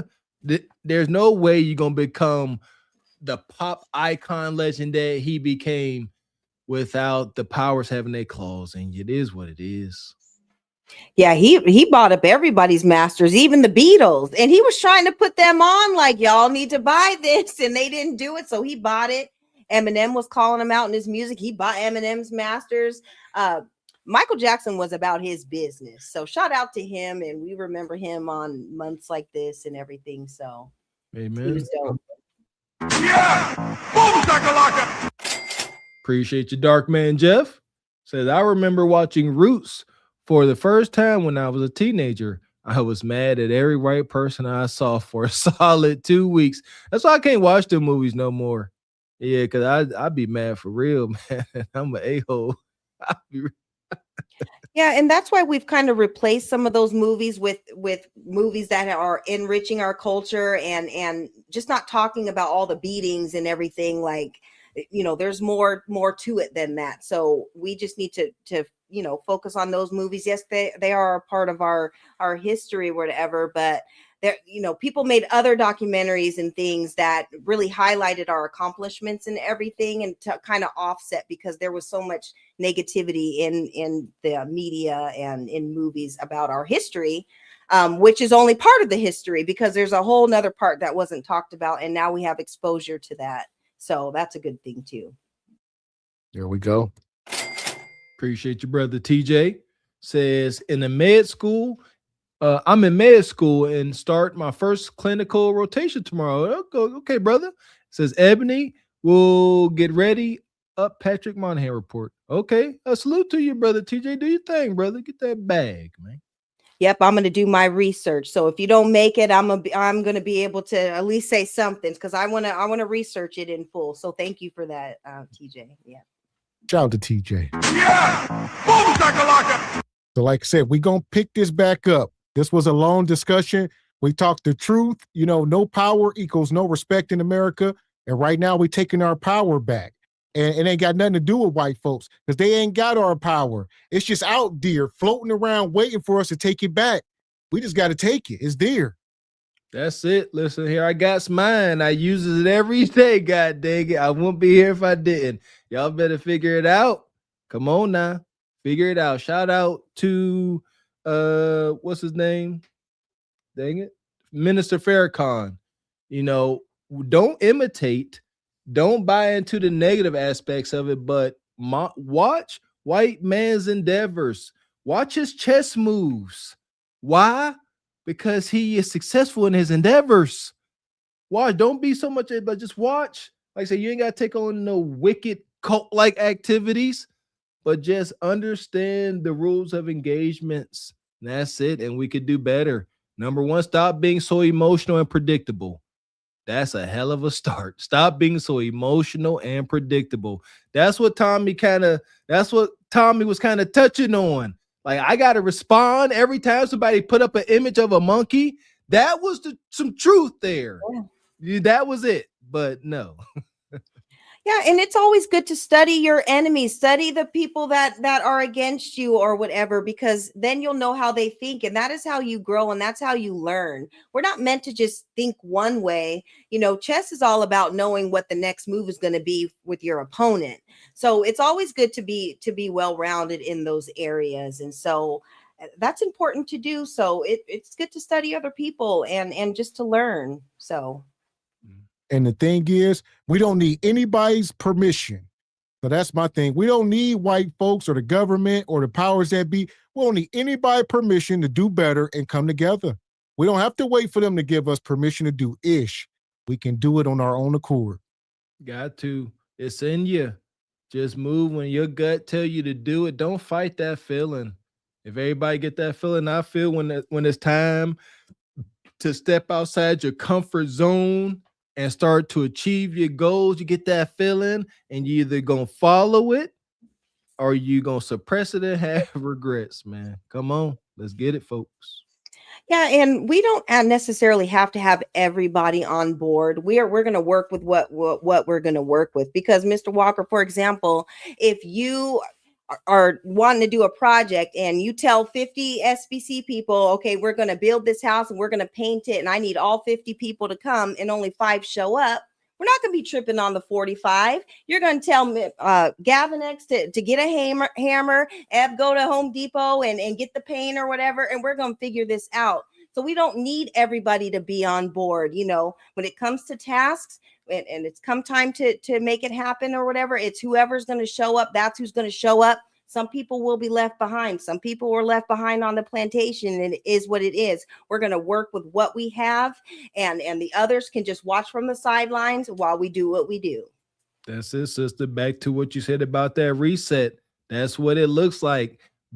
Starting and building a infrastructure that we don't need all hands on deck. It would be nice, but if we can get a select few, we can still get this movie going. That's what it's all about. Yeah. Shout out to the reset.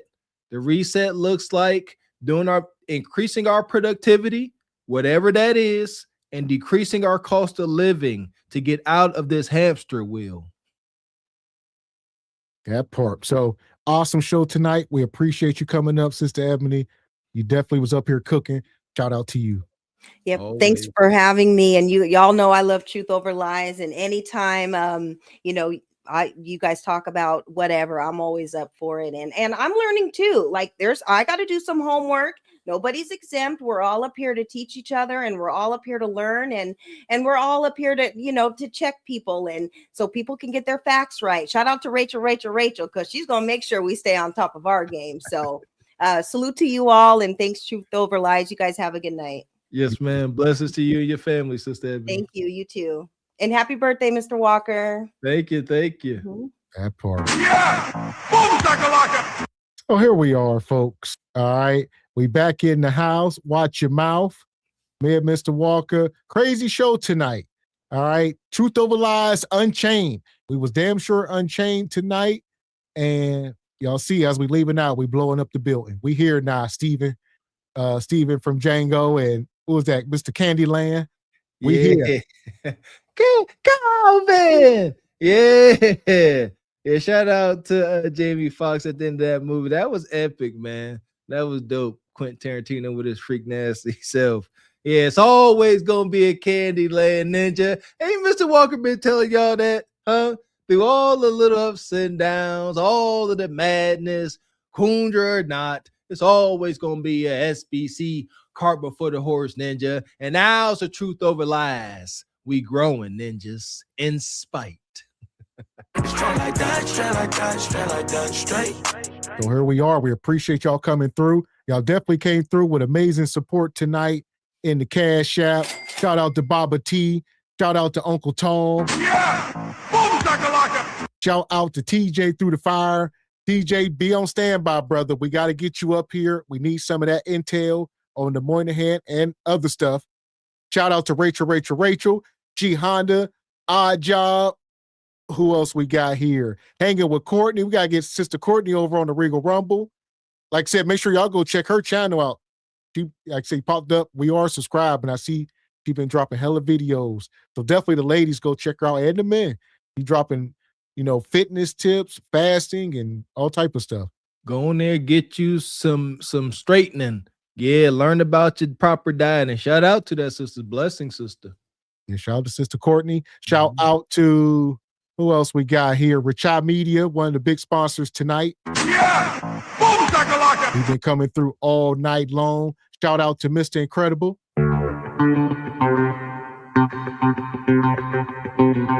And also shout out to Odd Job.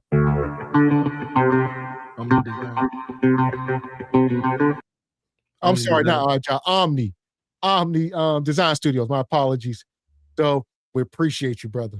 Big support, man. Thank you. Can't thank you guys enough. Again, thank you guys for the birthday love. Do not take it for granted. I spent all day yesterday responding to folks. It was kind of overwhelming. I do appreciate it. But we appreciate y'all coming through, supporting your interests per usual, supporting your channel, supporting beautiful Black media. We over here learning.